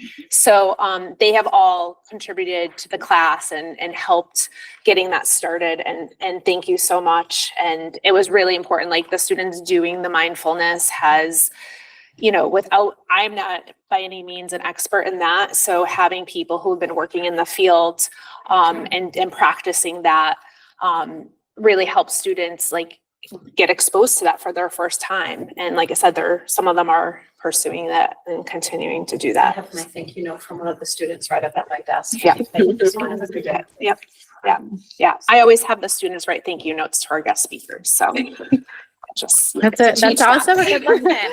It's good to thank and be grateful for things that other people give us. So yeah. Thank you very much. Miss Tigno has some. Just get them. I haven't been this quiet in so long. So thank you. We saw that. I know from all the accolades lately how much I love what I do. This is a whole nother level of awesomeness. Thank you from the bottom of my heart. We're able to do so many things school-wide because of the voice and choice that we provide at Newington High School. Our students come first. There's absolutely no doubt about that. And I think the more that we can work together and get ideas out there, this panel that we'll be working on, I think is a great step. And if we have kids willing to now share that you're not alone, we'll be able to reach, 1,250 kids. So that's our goal, to get everybody in to start hearing these things. And if we can't make this, something that everybody takes, at least the messages we do throughout the year, we'll start connecting and student voices to pass on to others, to who to go to. I wrote down so many notes that you can't put in words, you just have that feeling. And thank you for stepping forward. And I know it's a big first step. So whatever you're doing in class, to me, I cry when others cry. Yeah. This is so real. This is adult, this is kids. This isn't going away. And it used to be, I feel like you could maybe pick the type of kid that this would affect. And now you know, things are so hidden and you don't know everyone's story. And so it's just so important to learn those skills as you spoke to earlier. But it's really special. We cannot get rid of it. That's it. We're going to keep fighting the fight and working together to make sure that our students get what they need to be successful. So Thank you. Take note. Thank you. Yeah, thank you. Thank you. I'm appreciating you all. You know, I think when Dr. Brummett says, you know, we each pick a month and I pick a month and then I turn to them, anyone, because who wants to hear me again? But I appreciate the intensity in which you listen. And despite this going on for, I don't even know how long you were up here, but much longer than the time that we were probably allotted. And then taking the time for each of you to speak and give your feedback shows that you really care. And I say it all the time when I speak about you, and you'll see it in some of your gifts that, going back to secretaries, Anne Marie put that whole thing together. The time you take and the care that you give for free, right? This is just because you care about the students of Newington Public School. So on behalf of all of us, thank you so much for all you do. Really appreciate it. Thank you. Thank you. And one more thing. I just shout out to the secretaries. I earlier I just cannot sit back here and not say anything about how amazing they are district-wide. We wouldn't be anywhere, to all your points, without them. They are superheroes without the cape. So thank you to all the secretaries. You're probably not still on, but maybe I'm being recorded. Nicole's here. Still here. Anne Marie is on. All right. I'm going to London. So Yes. Thank you all so much. Thank you.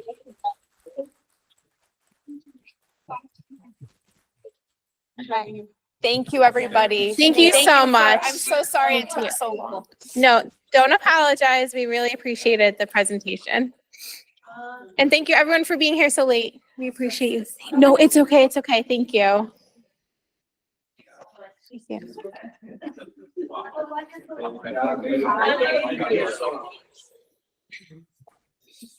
Hi, thank you so much.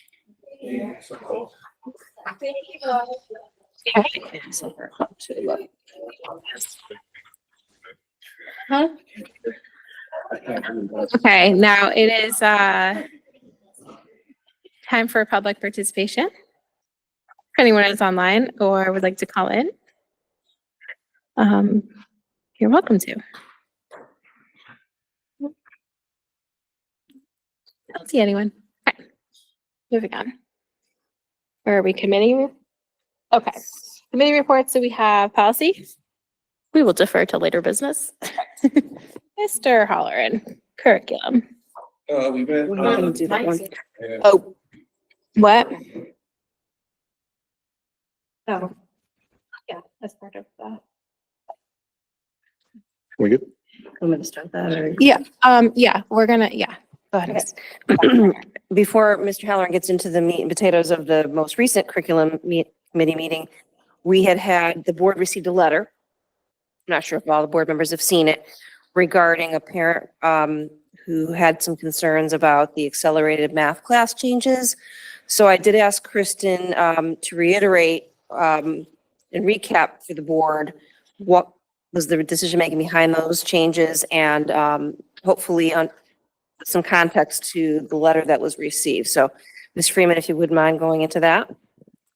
Thank you. On March 4th, Michelle Kellogg, who was our K-12 mathematics coordinator, presented to the curriculum committee. Ms. Weaver, Mr. Holleran, and Mr. Newton were all present. During that presentation, she shared with us plans for revising the way that we accelerate students in a mathematics program. She first began her storytelling with data, and with copious amounts of data.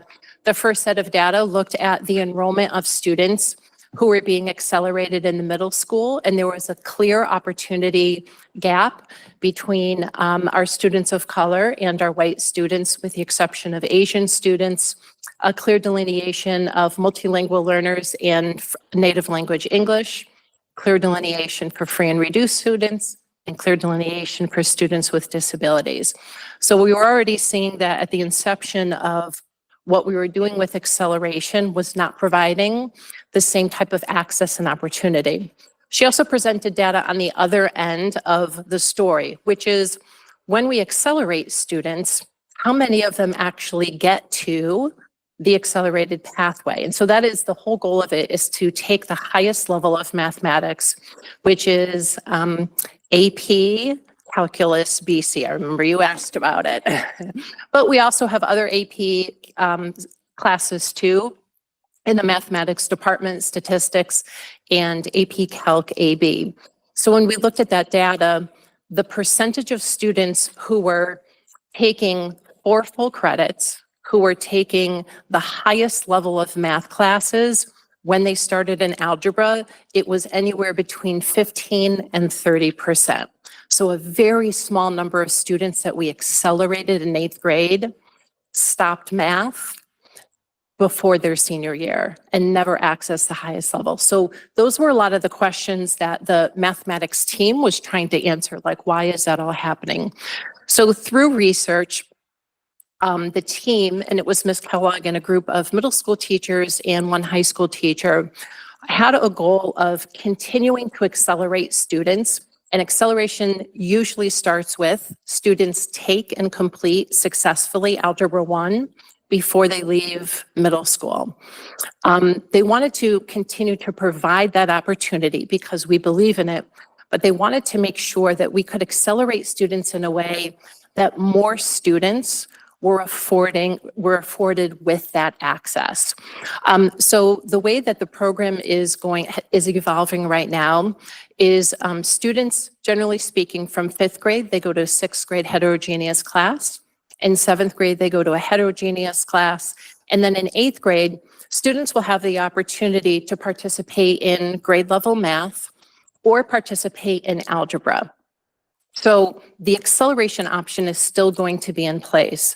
What's distinct and unique about the changes being made is that there is an additional program called Bridge to Algebra that students have to take and complete in order to enroll in algebra. So you might be wondering, if these kids are accelerating, why do they have to do extra work?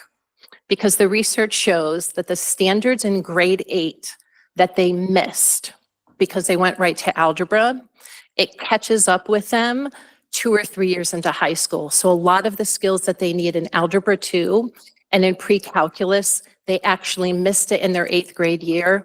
They did great in algebra because they had all of those skills. So this is about really understanding the sequencing of learning and progression of mathematics. So our hope is that with this revised accelerated pathway, number 1, we are increasing the opportunities for all of our students to accelerate. And number 2, actually seeing that acceleration carry forward into the later years of the high school. I do understand through the letter that there was some concern about lack of honesty and transparency that was shared with the curriculum committee and further on in the document. When I looked into it, we do have students in 6th, 7th, and 8th grade that are more accelerated or in very, very unique situations. So I want to first put this in numbers. If you look at the percentage of kids in grade 6, grade 7, and grade 8 that are taking courses that are typically not offered to their peers, it is between 0.003% of the students to 0.012% of the students. So the word in the document was all. These numbers are rare exceptions. It's a practice that has been in place as long as I've been in Newington, which has been 15 years. We find that when students reach grade 6 or when they get into grade 7, if you've ever raised a middle school kid, you know that developmentally they're all over the place and not one of them is the same. We have students that literally burst and blossom with their mathematical ability to the extent that they cannot be served with the grade level curriculum. So when we look at the number of those students anywhere in each class, and that includes Wallace and Kellogg, it's between 1 and 4 students per class. How it happened for 6th graders this year, They all enrolled in sixth grade math. About a month into the year, the teachers noticed this student, something has happened, and we need to take a look at this student and what the needs of the student are. And so we end up building more unique programs for that student that usually ends up being in their 8th grade year. They get bused to Newington High School in the morning. And again, the number of students is very, very small. The last thing I'll share, and be happy to take any question, is that there was also concern about a parent letter that was shared that, from what I understand, the concern was that in the letter, Ms. Kellogg had stated that 7th grade accelerated math would still be offered. I have a copy of the letter. It did not state that. The letter was clear that accelerated in 6th grade would not be offered. And then it went on to say that acceleration would still be an opportunity. Students would still have the opportunity to take Algebra 1, but they were just revising the pathway to do that. So I also wanted to clarify the content in that letter as well.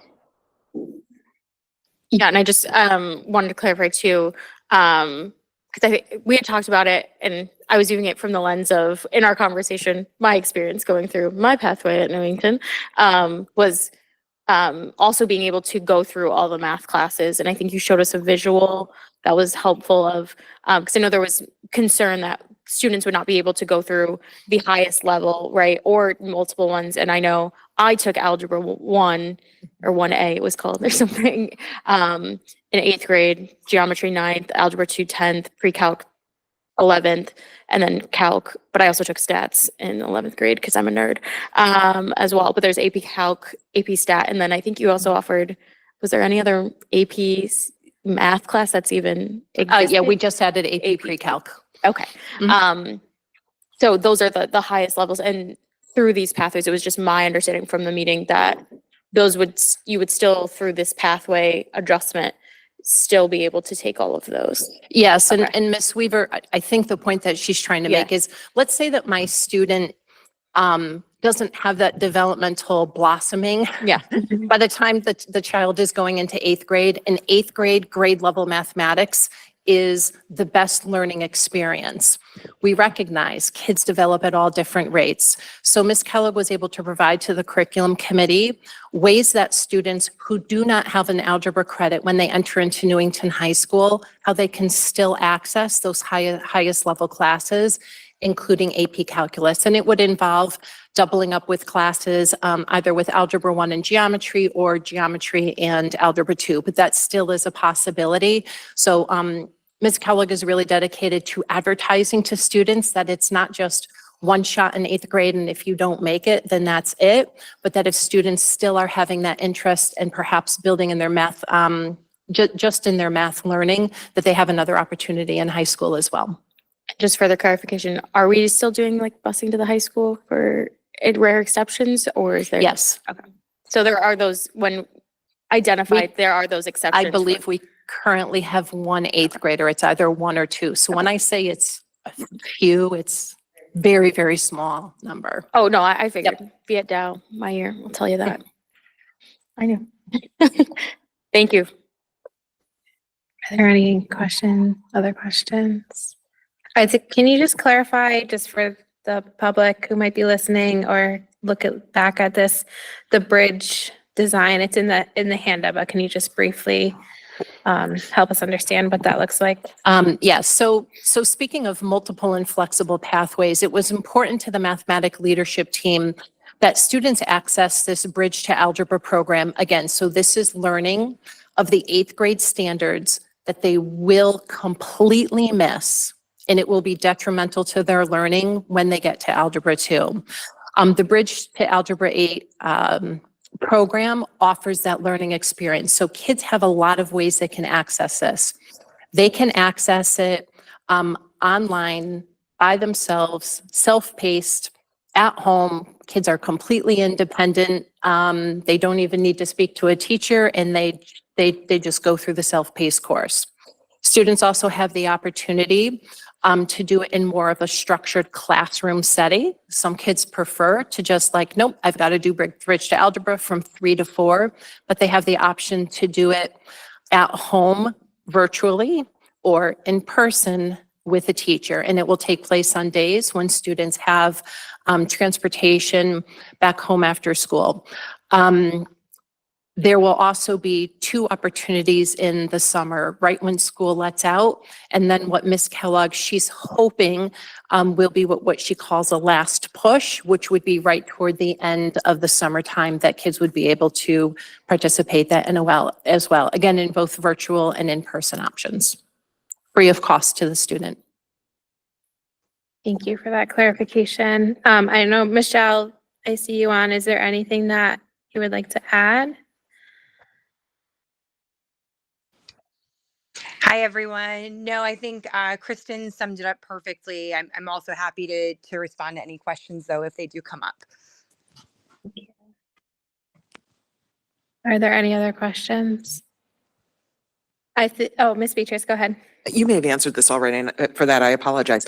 If the student chooses to do it in a classroom or a summer setting, how long or how big is that module, if you will? Like how many? That I don't know. And I don't know if Ms. Kellogg has the full curriculum developed yet, because that is not going to be, it's not happening now. It's going to happen a year from now, right?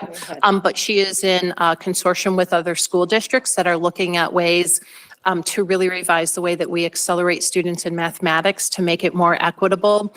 So I know she's got some good colleagues even outside of Newington, and she has a strong leadership team with her too.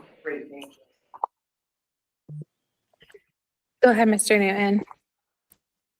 Question, will they earn any type of credit for that or no? Is it considered a summer course or?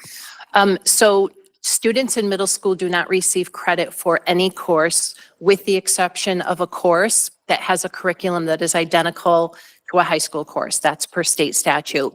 So students do earn credit for the Algebra 1, but the bridge to Algebra 1, it's not going to like show up on their transcript. It's more of an enrichment program for them to ensure that they're going to be successful after Algebra 1. Yep. I think that like we all received the email and there was a lot of accusations made. I think that it's just best to remember that no decision is taken lightly or made without data supporting it. So I definitely appreciate you taking the time to respond, and I know, you know, there's been meetings on the side, and I just think it's important to remember that we around the table and parents are not necessarily the experts, and this is your job. It's what you're here for. It's why we have administrators at this level and teachers that are all taken into consideration. So I think that it's, you know, it's upsetting to some people, like, oh, what do you mean my child's not going to an accelerated path? But I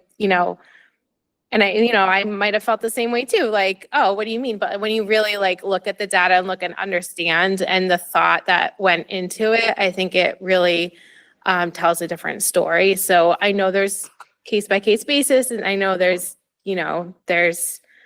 a lot of feelings about things, but I do want to thank you for taking the time to explain it again. And I hope that any parent that does have a concern, because there was some chatter online, I just hope that any parent that does has a concern is willing to take the time to ask the questions, and everyone's always welcome to meet with and ask clarifying questions about any topic in the curriculum. Go ahead. The last thing I wanted to add is that Ms. Kellogg has already scheduled 3 different parent forums that are all online, so that parents can come and say, I got the letter, but I have some questions, right? Because it would be challenging for anybody to just read information on a piece of paper. So she's offering 3 opportunities for parents to have that discussion. She'll again present the data and the why, but offer ample opportunity for parents to ask questions and get clarification as well. That's right, Mary. And I think maybe just one more thing to like say it out loud. The word, not having the word accelerate does not mean that we're not offering the highest level of difficulty or that we're not challenging students. I think that's maybe perhaps, I know when I'm like, well, of course we see accelerator, we see these things, like we we need to be the best of the best here, and we want to challenge our students. Not having that word does not mean that that doesn't still occur, correct? That is 100% correct. So in this case, when we talk about accelerating learning in mathematics, it means getting to a destination faster. That's really what it is about. And that's what having an algebra credit in middle school allows teachers to do. And I think the most wonderful part of the design that Ms. Kellogg and her team has done is really reimagined how a mathematics trajectory can also look in high school. So acceleration, again, the opportunity isn't gone at 8th grade, but it also exists for a pathway in high school too. And I'll just be candid, I had no idea what was happening now, but I was like, oh, well, I graduated from Newington with an Algebra 1. I think we had Algebra 1 and Algebra 1A. So it was different levels maybe, and maybe we didn't use the word accelerated, but I was like, everyone was getting algebra in 8th grade, and then everyone still took 4 years of math. And like I said, I think it was, it may be helpful to share at that forum too. I'm sure Ms. Kellogg will, but we were, I think, a little shocked at how many maybe didn't, and what we can do to try and bring up the level of the higher level math classes, because they are incredibly difficult. I mean, Mr. Miller, of course, needs more work for himself, but I think that was one of the things too that we often talk about in curriculum is that data driven, and sometimes at a macro level, at least at the macro of the school level, it's sometimes jarring to see those numbers. So just appreciate sharing that, and I think maybe sharing that writ large to be able to understand that. But appreciate you clarifying. We're really challenging folks here in Newington. Ms. Kellogg, go ahead. Yeah, sorry. I just wanted to add, and those were all great points. Kristen is right, and everyone at the table is correct. When we think about acceleration, we need to stop always thinking vertically. This is an opportunity to really think about how we accelerate all students from a horizontal level to within the grade level. So really a part of the focus is now ensuring that whether it's students that are accessing Algebra 1 or really just finishing middle school with the grade 8 trajectory, that they have the strongest foundation in math before going to high school. And far too often we're trying to rush through content and standards versus going more deeply, which is the intention and purpose of the design behind the standards. So this really affords not just the opportunity still for Algebra 1, but for the greater group of students that may not do Algebra 1 to leave middle school with the best mathematics skills and identity that they can have to be successful to hit those upper level math courses in high school. Yeah, thank you. And it's really good to hear like that the bridge is, there's many different ways to access it. Because I met with Dr. Rama earlier, like I was like, oh, is it like 2 weeks in the summer and you have to come and you have to be here in person? But it's good to know that it's like, it can be virtual, you do it self-paced, it can be with a teacher, it can be online with a teacher. So there's many options to that bridge. So I think that definitely helps explain it. And again, I would encourage any parent or anyone to reach out to Ms. Kellogg or Ms. Freeman and get their questions answered. And looking forward to those information sessions. I have a 6th grader or 5th grader right now going to 6th grade, so it would be very interesting to hear what her path could be. Good. Okay, Mr. Holleran, you can continue. Thank you very much. I think you clarified everything. I think to boil it down to its essence too, it's looking at smarter ways to encourage acceleration, offer challenging courses. But when we looked at the data, we can accelerate, but if you don't make it to the finish line because you lost some of the foundation math, what's the point, right? And we saw a lot of students would drop those higher level courses who started on that accelerated path. Thank you very much for providing that update. Just for the sake of time and the lateness of the hours, I am going to do a very high level overview of the curriculum committee. The last time we met was April 1st. Ms. Vassal was in attendance, who provided an update on the world language program. We have the Seal of Biliteracy. It's growing every year. Most recently, 56 students from the graduating class of 2024 was able to receive the Seal of Biliteracy. It means that they're able to be proficient in 2 world languages. There's some shifts around which languages those are. Traditionally, we saw a lot of Latin. That's kind of tapered off to more Spanish, more practical type languages. And I think that's kind of just the shift in the world we live in the education that we need to move forward to the collegiate level. We also went over the bilingual program for the 2025-26 school year that serves students grades 5 through 8. The shift in the bilingual program is to build and maintain proficiency in the native language for Spanish, also honoring their culture and history, while also developing proficiency in English.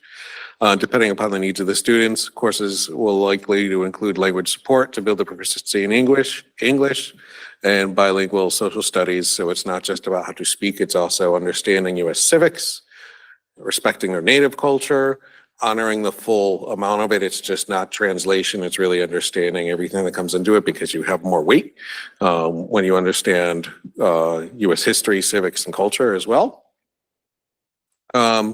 Miss Beverly Lawrence provided an update of Benchmark Advance. She facilitated the second focus group, the second of 3, in a community forum, whereas Benchmark Advance is kind of a new curriculum. Teachers were able to get together, share concerns, share successes, talk about things, and really just watch them collaborate as we all try to mesh through a new curriculum, and it will be extended to grade 5. We also discussed 3 textbook adoptions. The first one is Africa Town. It's a novel, but it is based upon Africa Town, which is when slaves from Africa were brought to Mobile, Alabama after the end of slavery, and created themselves a community which still exists today. This text is for U.S. history in grade 8, and will supplement the historical documents currently used in the study of African American history. The total cost will be $19.99 for 325 copies, which comes down to $7,150. If anybody wants to take a look at that. We also have text for, let me make sure I have the curriculum correct. This is a text that will supplement the UConn ECE course for European history. It's called Why Explaining the Holocaust. Looks at some of the misconceptions about the events, making kind of the Holocaust more understandable and accessible to students, but at the same time understanding how it happened in the first place, those elements that went there. So this will be $18.95 for a total of $570. Will be paid out of the ARPA dual credit expansion grant. If anybody wants to take a look at that one, if I had longer arms. And the third is for contemporary issues in sports. This text provides a history of Title IX and its impact on women's sports. This specifically, this is called Fair Play, augments the third unit in the course, which is Sports, Society, and Culture, offered to provide different perspectives, inspire discussion. The cost of this text is $29 for a total cost of $960 for 30 copies, and will also be paid out of the ARPA dual credit expansion grant. And that's my update. And my arm's still long enough. Thank you. Are there any comments or questions for the curriculum committee? Okay. Thank you. Next is update on our 25-26 budget. Thank you very much. Linked into your agenda and as part of your packet are a series of questions that were sent to my office. I believe some of the board members were copied from the town council and the mayor relative to our budget. And I provided both the questions and the answers in there. The answers were a combination of work from Lou, Mr. Farisi, and Ms. Freeman. Some of them were curricular. And some of the questions, many of them we've discussed through budget process, and some of the line items that they were wondering about that were on the high side. Oh my goodness. Were on the high side, they had, the board had already cut. So I won't go through, because these are absolutely covered in many of our budget discussions, but for your review, there were 59 questions. And They've been answered. These were forwarded along to the town about a week and a half ago, maybe 3-4 days after we got the questions. I did attend the the town council meeting last night, both the public hearing and the agenda item relative to budget. And there were no developments relative to our budget last night. My understanding is that there'll be, some meetings among the parties, and then at the next town council meeting, though, they will have to land on a final number. The one thing that is positive that the town had to mention to me is they received quite a bit of credit for automobile taxes in the neighborhood of about $1 million, which is very good timing because people are able, that I think that will help them to reduce the ask on the town side at least. So again, no major developments on our side. As you review those questions, if you have any questions for us, please let me know, but these shouldn't be anything new. They were just asking why percentages went higher, why the number was so much bigger this year, and a lot of that was discussed in the board's deliberations. So any questions relative to that? Okay. Nope. All righty. Then we were, every year we're required to provide a health benefit fund performance update. Lou has prepared a memo for you. There is a lengthy summary in there of the history of the health benefit fund. Due to the late hour, I won't go into that. But essentially, we are told by the town how much money to put in the health insurance account. We don't get to guess that or project that. And there's an MOU in existence that allows us to, if we had paid more into that account than was actually used, that credit comes back to us. They determine the credit by July 1, and they have to wait for some of the claims to come through, and then the board would receive a credit in the fall, if anything was left. So you'll see a chart on the wall right now that while the current credit is in the mid 500,000 range, Lou, through other pending claims and other credits, believes that it will likely go down to about $200,000. Still, $200,000 is a fair amount of money. So we can't count on that money right now. The board could essentially spend that money right now if they wanted to, but then if we didn't get the credit, then we'd have to pay the money back. So I would advise against that. What I would recommend is taking a wait and see approach and seeing where this all lands. So, but at the tail end of the document that's linked into your packet does show you what the current projected credit is, and that's $595,000. So it's estimated to go down because people tend to use their health insurance right now a lot because they've satisfied their deductible. But I would leave that open for the board if there are any questions. Any Chairwoman. questions on that? No. This is very good. Moving right on. Moving along. All right. Can I do this? Yes. First count, the calendar first, then. Okay. So the board chair has asked me to reshuffle the agenda a little bit because one of the items kind of impacts the other items. So I'm going to do 5 right now, which is a request from a student again about a holiday. Many long-term board members may remember a young student, Amin Habib, who came to the board several years back. Fourth grade. Yes, quite advanced for his age. Put forth the request for a holiday called Eid al-Fitr. He presented that to the board. It was approved. He now has brought forth another holiday called Eid al-Adha. In your packet is a description of that holiday. It talks, I won't get into, that discussion, but he described it to me. His family came to visit me the other day. that it is an important day, probably not as important as Eid al-Fitr, but certainly a day where they spend time reflecting and, celebrating certain accomplishments and paying homage in their religious beliefs. And there are prayers affiliated with that the older students are typically compelled or required to do within their faith.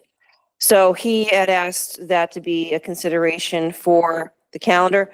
It currently is not in the calendar that the board will see momentarily. I will tell you that based on this request and the impact that for the upcoming school years, the holiday would fall on school days. So if the board were to choose to adopt this, it would cause an additional holiday to be put in the school calendar, which would mean an additional day at the end of the calendar.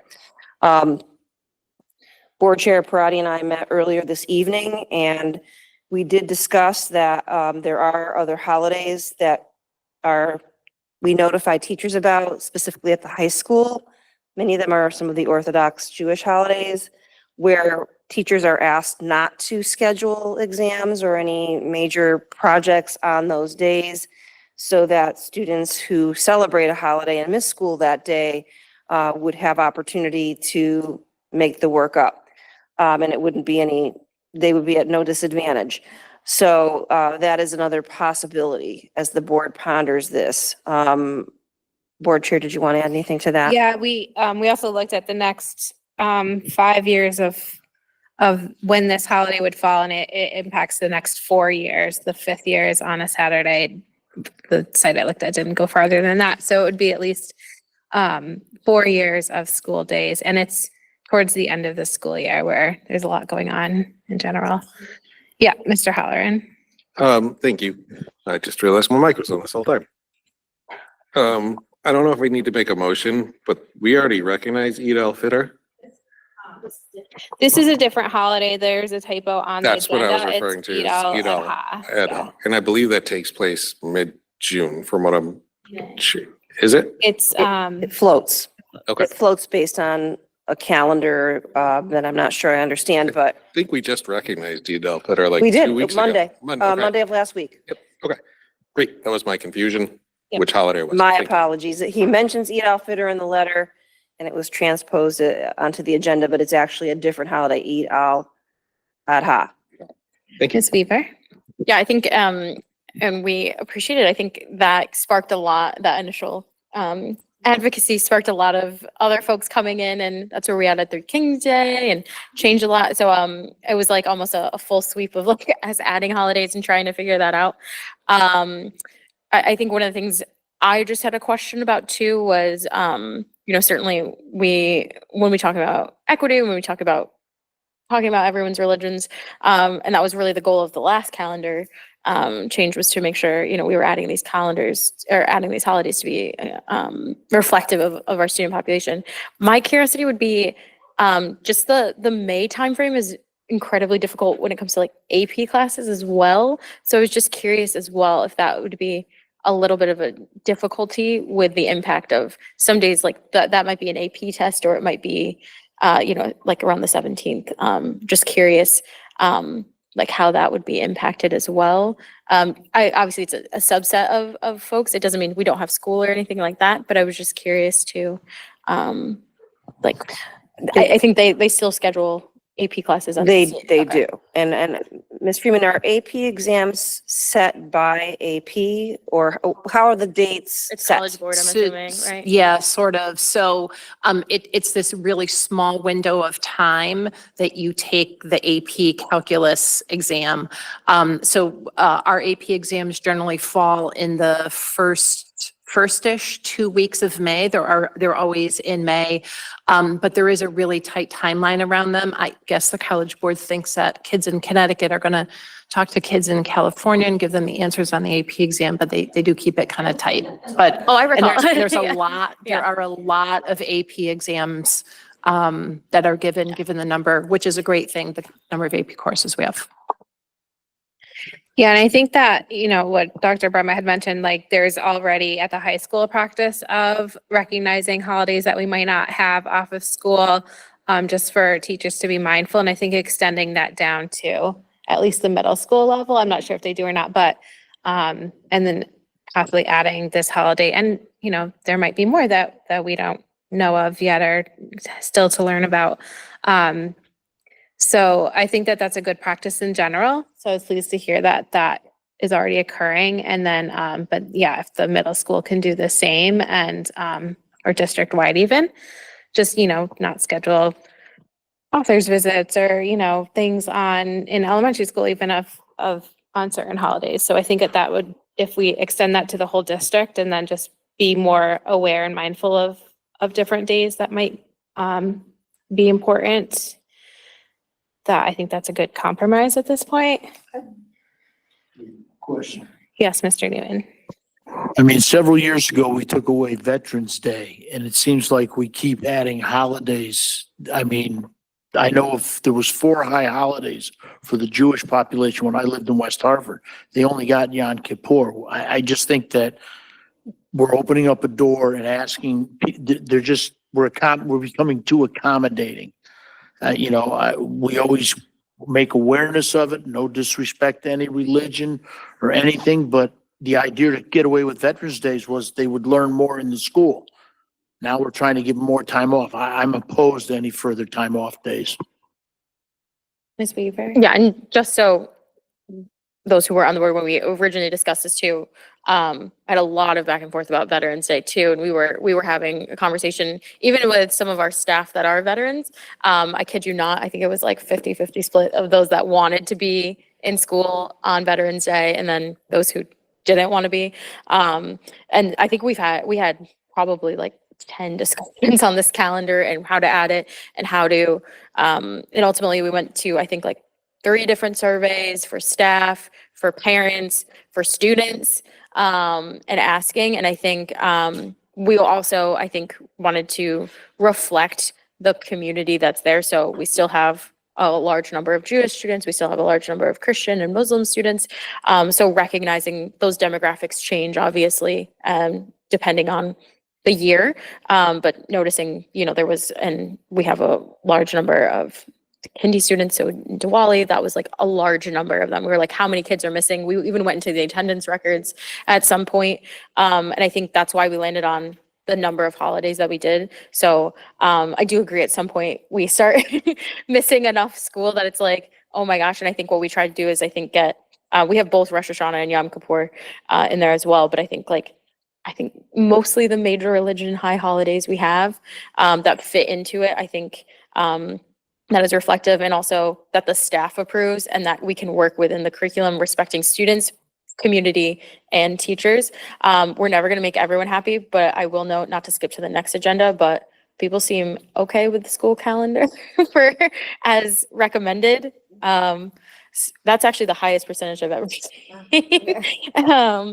At least for the suggested change. But I think we were like a third of when we wanted to start, when we wanted to do it. We're never going to make everyone happy. And I know this is always like the less higher stakes intense issue, but quite contentious sometimes. So just want to recognize like everyone's heard when it comes to this calendar.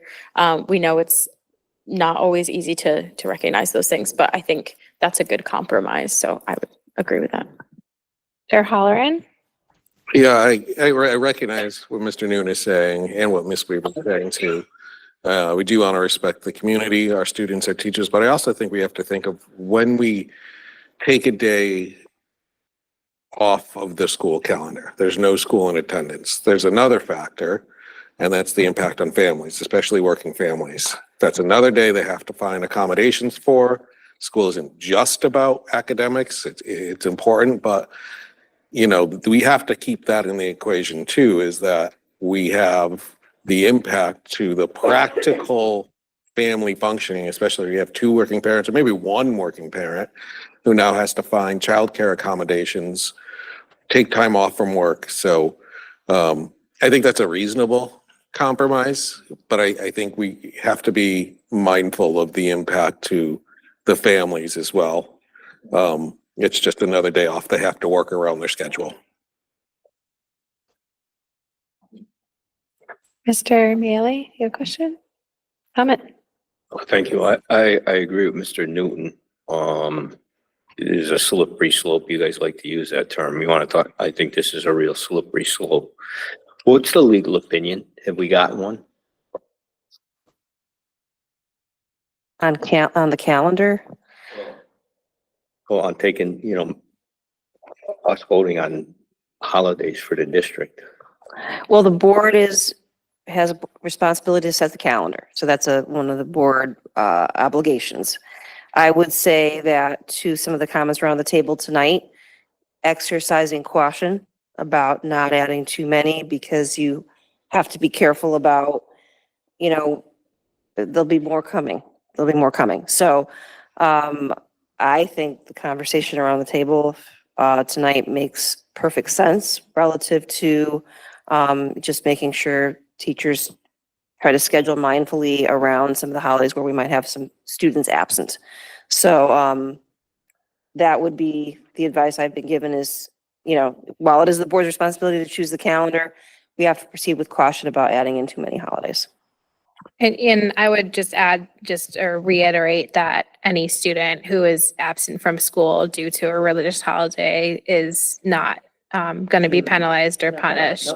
Yeah, so, and they will be able to make up work, and having that just awareness across the district of certain dates that are not on our school calendar as holidays, but might be for certain students, then just having that awareness to not schedule important events or tests or activities that they would have to then miss. So we don't want to punish anybody, but we'll see where. And just to clarify, we're not voting on this as like we're just taking that student request in, and the next agenda items that would be recommended for a calendar do not include that. So just wanted to clarify that. Go ahead, Tony. So maybe I'm misunderstanding something. So the entire town of Newington does not have the day off. Is that correct? You're just recognizing that if a child who, that particular day, it's their, like a holy holiday or something, we're just not taking any disciplinary action or any kind of action against them. So But, school is still in open. session. Yes. And it's not even disciplinary action. It's just that I didn't mean disciplinary. We would just. Right. I misspoke. I didn't mean disciplinary. Yeah. I just want to clarify. It's an excused absence, and we are asking teachers to be mindful of the dates, to not schedule tests on that date. Thank you. Everyone will be in school by. I thought we were like declaring a day off from school. No. And I didn't know if we had that authority, quite frankly. We do. We set the calendar. So the next two agenda items are to change something on the next year's calendar and then set the 26-27 school calendar. And this holiday would impact it if we choose to add it. The discussion and the consensus seems like we do not want to add it. Just wanted to make sure that we recognize that it is a holiday, even though we're not not granting the day off of school, not closing school for that day. We want to make sure that the student can miss it if they need to celebrate a holiday, and they won't be having any negative consequences. All right. Okay. Moving on to what was already alluded to is some changes to the 25-26 calendar. There were two issues that were raised in this calendar. One issue was raised. We have what's called a teacher council. They often bring forward ideas that are central to things that can't be solved at the building level. So it comes to teacher council, and the school calendar is always a hot topic. So, and I already know the board prefers survey data, so I said, we're just going to do a survey data. So several months back, it was proposed by several schools that, did you notice that the first day back from winter break next school year is a Friday? And are we worried that that could impact kids coming back from vacation, so on and so forth? So a survey was, quick survey, one question. How do you feel as a teacher about moving that first day back from holiday break to Monday, January 5th. And it was about a 75-25 split. That is in your packet. There's a pie chart in your packet. That's almost 80, 79. Here it is. So it was a pretty overwhelming majority of staff that responded who felt strongly that, yeah, coming back on a Friday is just going to be fraught with absenteeism. So long story short, because of that feedback, my recommendation to the board would be that we do take that as our change and modify the calendar to add that as a school holiday and move the last day of school next year to June 17th, from 16 to 17. So I will turn it back over to the board chair. We also made some amendments to conferences. They're of no consequence to the number of days. We just moved them to align better with when report cards are coming out, and these are also suggestions that come in from schools about, they'd be better served on these days. We want to make sure it doesn't conflict with other issues. And then we always try to balance the night conferences that you're not, as a parent, you're not trying to figure out, should I go to my middle school students' night conference on the same night as my elementary school's night conference? They're all on different nights. So we're trying to be very accommodating to parents who are, torn between many levels of schooling. So those are moved around. So those are the changes that we're proposing, and there is a motion on the second page of the document that I was just reading from. Yeah, next year I will have 3 students in 3 different schools. So there are challenges, and you are not the only parent that falls into that bucket. 2 separate. We can read it as however we want. Well, there's 2 different calendars, so we are voting on 2. Yes, Mr. Newton. You're looking at now. Once again, we're close this year. I pray we don't have snow days. I know. But June 19th, I think, should clearly be a blue on this calendar because it will be a federal holiday. I believe that it's not a federal holiday, but there has to be some recognition of and education.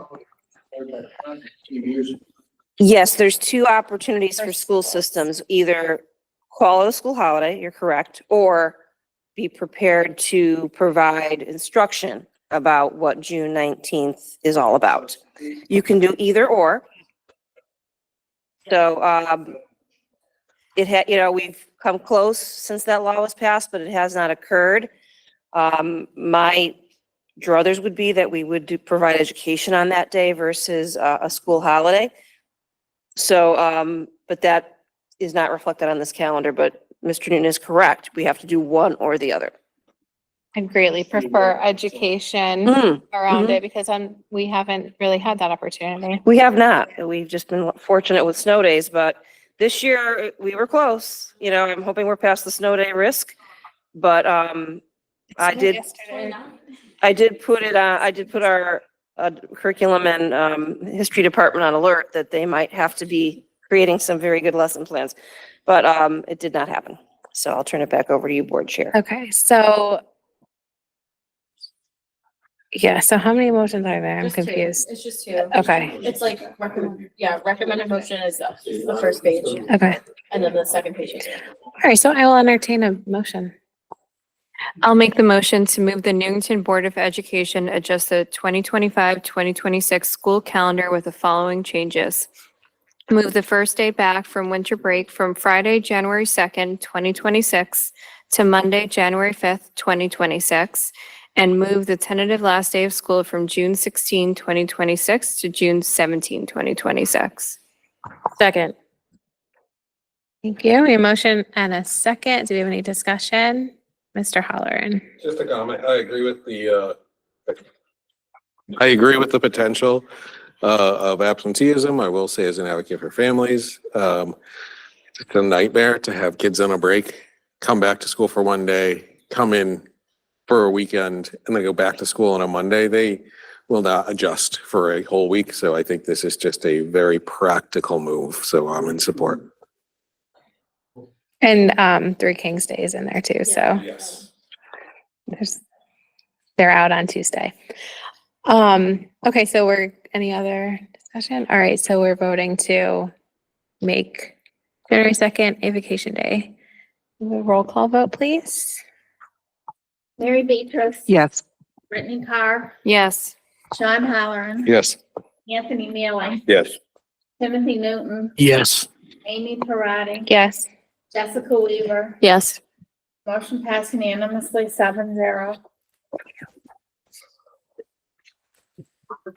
I will make a motion. I will move the Board of Education adjust the 2025-2026 school calendar with the following changes. Change to the March 2026 elementary, middle, and high school conference dates from the following: elementary, March 16, 17, 18, 2026, middle school, March 16, 17, 18, 2026, NHS, March 16, 17, 2026, to the following: elementary, March 24th, 25th, 26th, 2026, middle school, March 25th, 24th, 25th, 26th, 2026, and NHS, March 25th, 4th, 25th, 2026. And change change the following PL or professional learning days from the following.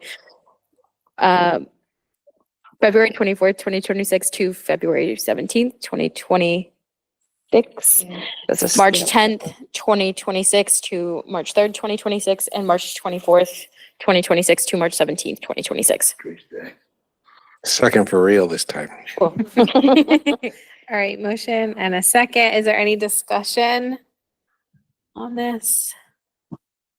Again, doesn't really impact the dates of the PL days change, but it doesn't impact the number of days of early release Tuesdays, and then the conferences, same number of half days.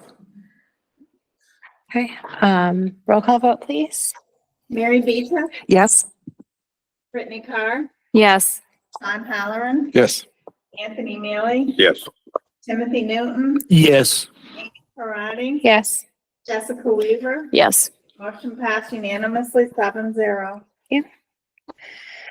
Okay, and then we have our 26-27 school calendar. Alrighty. No surveys for this.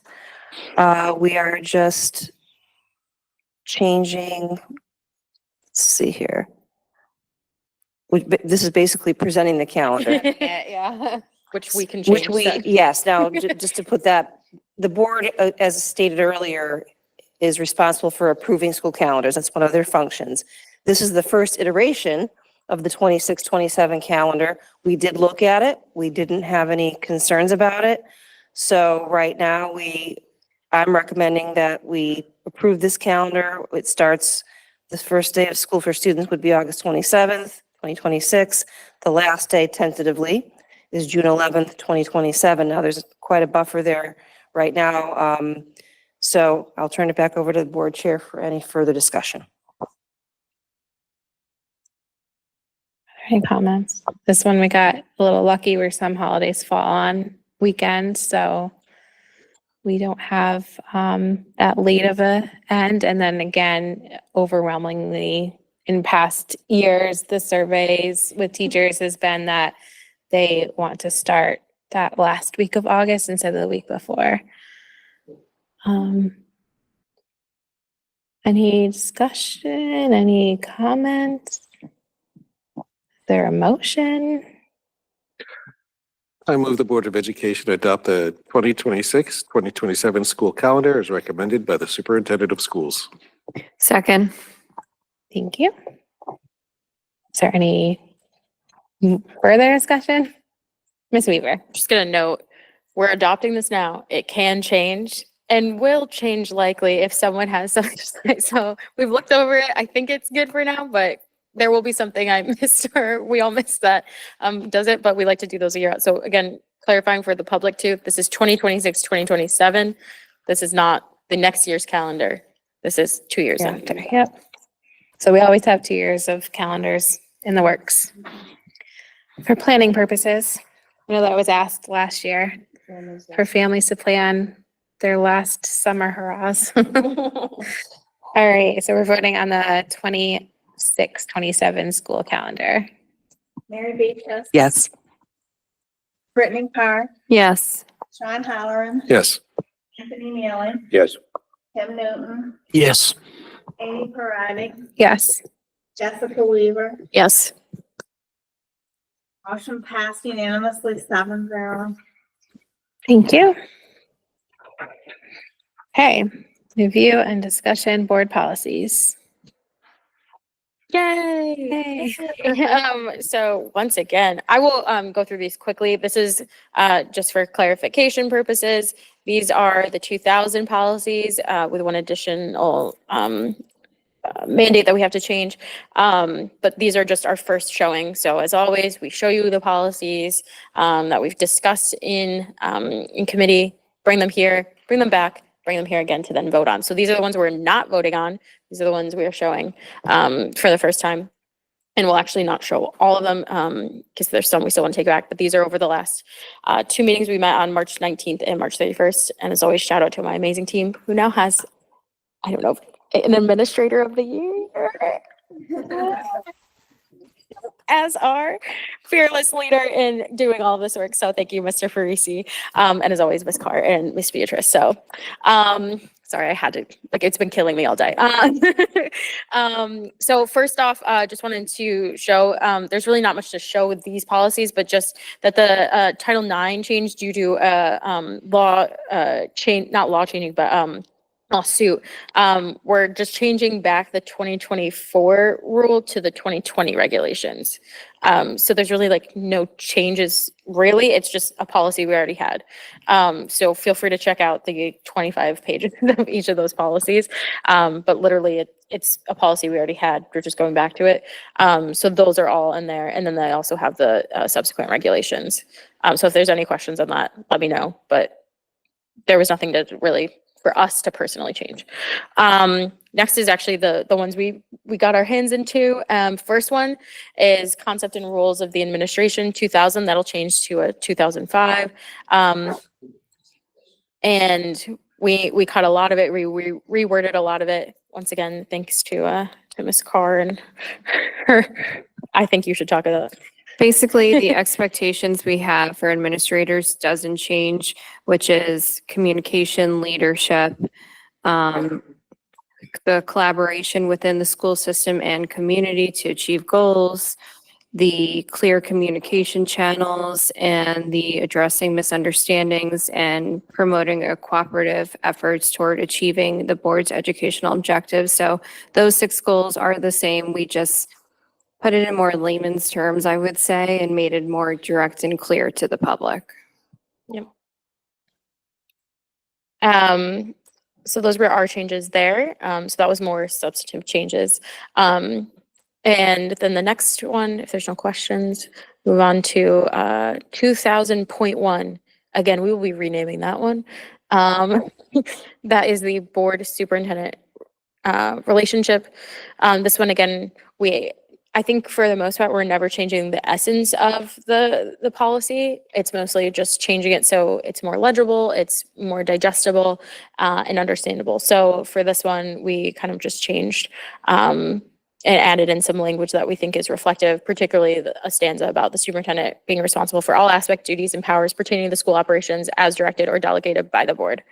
And then we just kind of changed some language in the last paragraph. Again, these aren't incredibly lengthy policies. I like to call these policies like not even filler policies, but these are kind of explanatory policies. They really just explain to give a sense of what that relationship is. And again, the 2000 theories is the administration. So Dr. Brumman, this is kind of dictating the relationship board has, as well as the responsibilities and duties of Dr. Brumman and her team, Mr. Farisi, his team, all of the administrative. So if you think central office more so. So that was it. Questions there? Next one. Oh, sorry. No, I just want to say I appreciate the fact that you took the term assumes out and went to expectations. Yep. I think it's much more clear that way. We don't know what everyone assumes. So the next one would be goals and objectives. This one will actually become the first policy. And what I've noticed is that every section has a goals and objectives to start out with. That really kind of, again, it's like an explanatory. It sets the stage for what that area of policy will be dictating. So we didn't change much. Again, just some cleanup language. But this will become the first policy in the series. It will become, instead of 2010, it'll become 2000. So that way, again, it just sets up. And then we also added, had a really fun deep dive into the code of professional responsibilities for school administrators. Just figured it was nice to add a legal reference as well.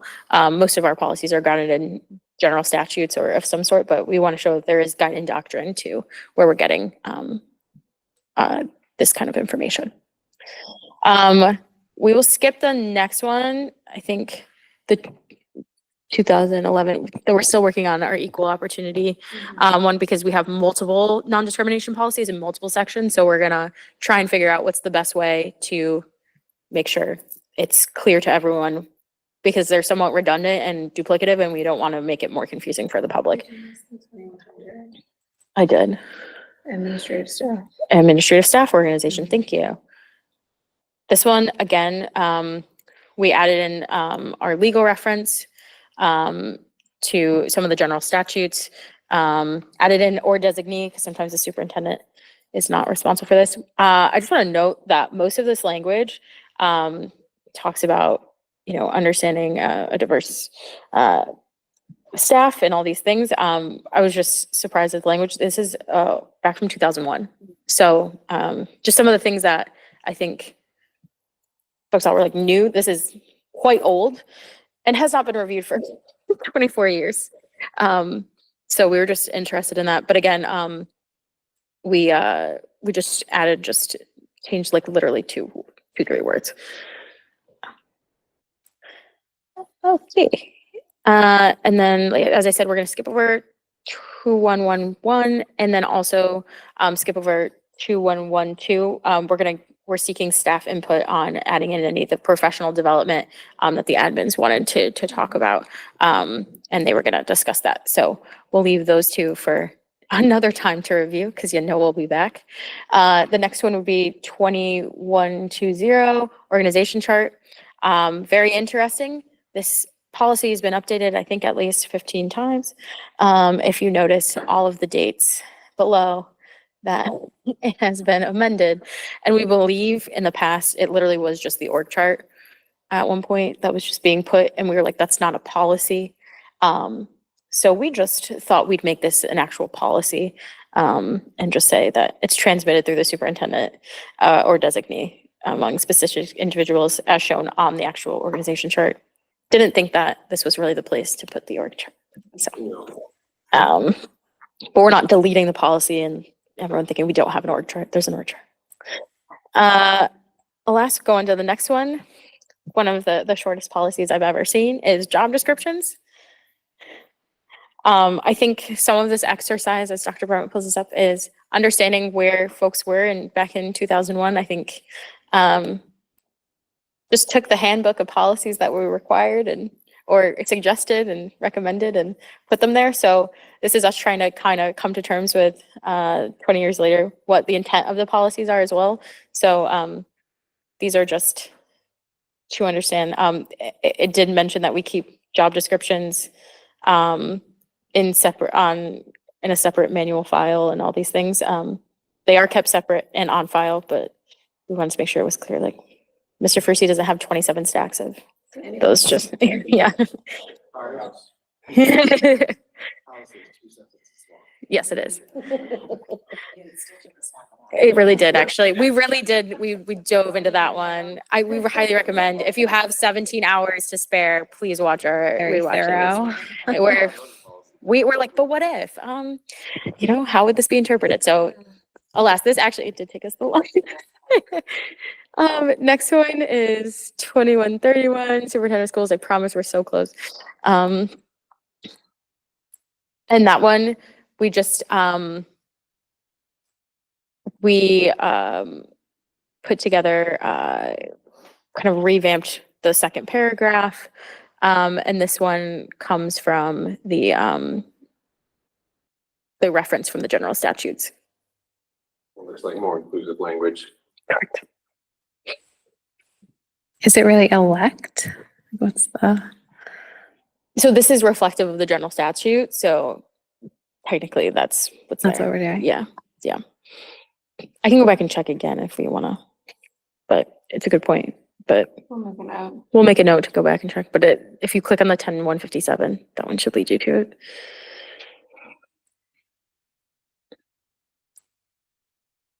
Am I missing something, Mr. Ferrucci? Did I miss anything? Did I miss anything that you would add on that one? No, okay. I think you copy and pasted from the statute. Okay.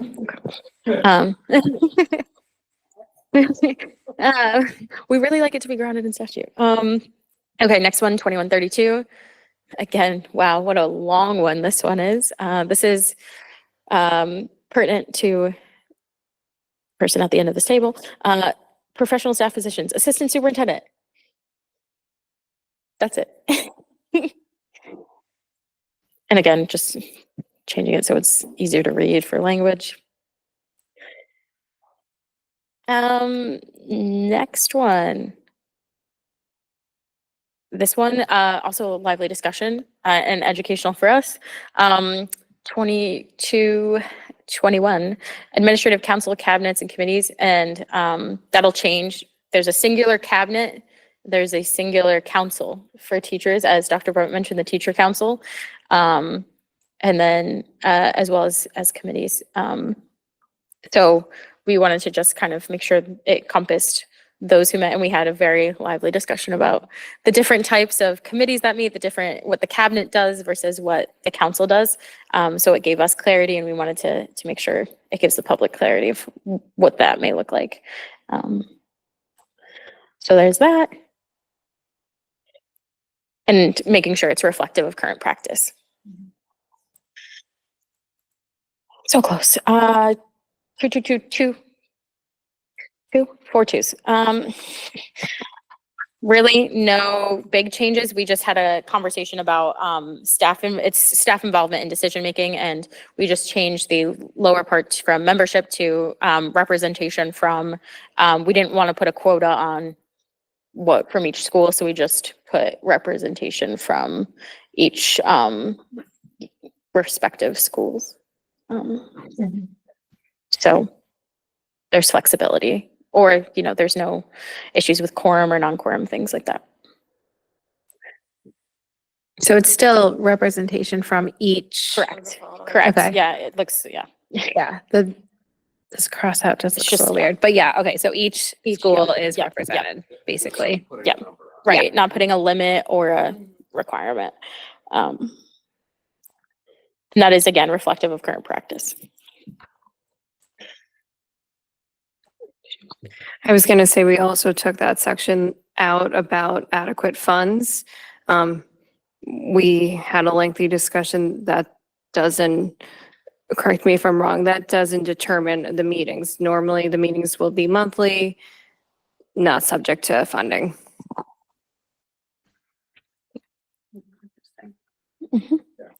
How expensive is it? There have been substitutes in the past. but Oh, virtual yeah, now? that was the exactly. It's like you were there, Dr. Right? Makes We did talk sense. about, yes, lack of substitutes to meet. That was years 2001. I was Again, pretty yes. old. There was internet, but Exactly. barely. No Zoom. So next one, 2232 would be administrative reports. We actually hemmed and hawed if this was needed as a policy or not, just because we didn't want to restrict people, but it seems to be helpful too. So for public expectations, it gives like a format of the reports. This is reflective of current practice. So but we're welcome, and I think we said we would take any feedback too if there was any objection to any of those things. Again, we don't want to confine our administrators to a certain type, but just helpful. It says may consider the following. Yeah, it's kind of reports, like so a it's not, suggestion. again, but that's so at least the public knows you can expect something similar of the sort when the superintendent gives her reports in our board meetings. Blah, blah, blah. Okay, last two over here. Actually, really last one, because 2400 is the evaluation of administrators and administration. We just changed one line. It really was just talking about in the second paragraph, bargaining collection. It said subsequent to July 1st, 2004. We felt that was probably not relevant now. And so we just said grievance procedure is it's subject to the current collective bargaining agreements. And then also added a line about referring the administrative evaluation plan for all evaluation forms, processes, and procedures. That way, as they change, we don't have to change this policy. And then we also cut if you just scroll down a little more, there was somewhat of a form there. It made no sense. It was very confusing. I think that was at one point a form. Again, just not reflective. So we just cut that. And the last policy was our retention and disposition of records. That was not changed at all. So we had just updated it actually in 2024. So again, we'll just note it that we reviewed it once more. And that concludes our review of those ones. If there are any questions now or in between our next meeting, which will be April 21st at 7 p.m. here and online, please let us know. And we're always happy to bring back any of your suggestions or ideas. And we will be discussing the 3000 series as well there, not to make everyone so excited, but those will be there. And then that's it for review and discussion. The next item would be, Next item is review. It's our 1000 community relations series. Everyone has seen all these. We have not gotten any feedback since then. They've come to the board. We've come back, and they're coming back here. No changes since then. So, I guess if it's okay to make a motion, I would move the board to replace policies 1325 to 1700 with the recommended revisions and revised numbering system. Thank you. We have a motion and a second. And again, these are all policies that we previously discussed. And we are voting to move forward with them. Recommended revisions. Sorry, it's late. Yeah. Any discussion? No. Roll call vote, please. Mary Beatrice. Yes. Brittany Carr. Yes. Sean Halloran. Yes. Anthony Mealy. Yes. Timothy Newton. Yes. Amy Parati. Yes. Jessica Weaver. Yes. Motion passed unanimously 7-0. Yay. Thank you. Again, as always, policy committee. All right, that brings us back to public participation on any matter related to board responsibilities. If there's anybody online, I don't see anybody online. Nobody's in the room. All right, and remarks by board members. Anyone? Ms. Weaver. I just want to say a full congratulations to Mr. Farisi. You are an incredible human being, and I am so, so happy that you're being recognized by your organization for the late breaking news that he is the Administrator of the Year for Connecticut. And I just want to say that's up to 3 now. We have an administrator, an assistant principal, and a principal of the year. And congrats to Tara and Marco, who got honored last night at the town council. And thank you all who came tonight. Very great presentation. Really appreciate that. So congratulations once again to our incredible of the years. Yay. And we will be celebrating him at the ever-growing banquet of the years. Head count is rising. The of the years. I know. How many more can we add?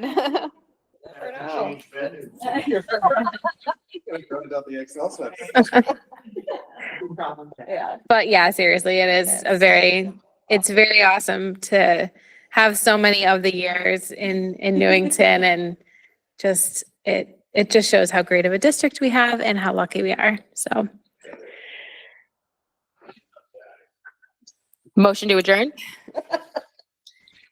Second. Yeah. all in favor? Aye. Meeting adjourned 10:05 p.m. Thank you.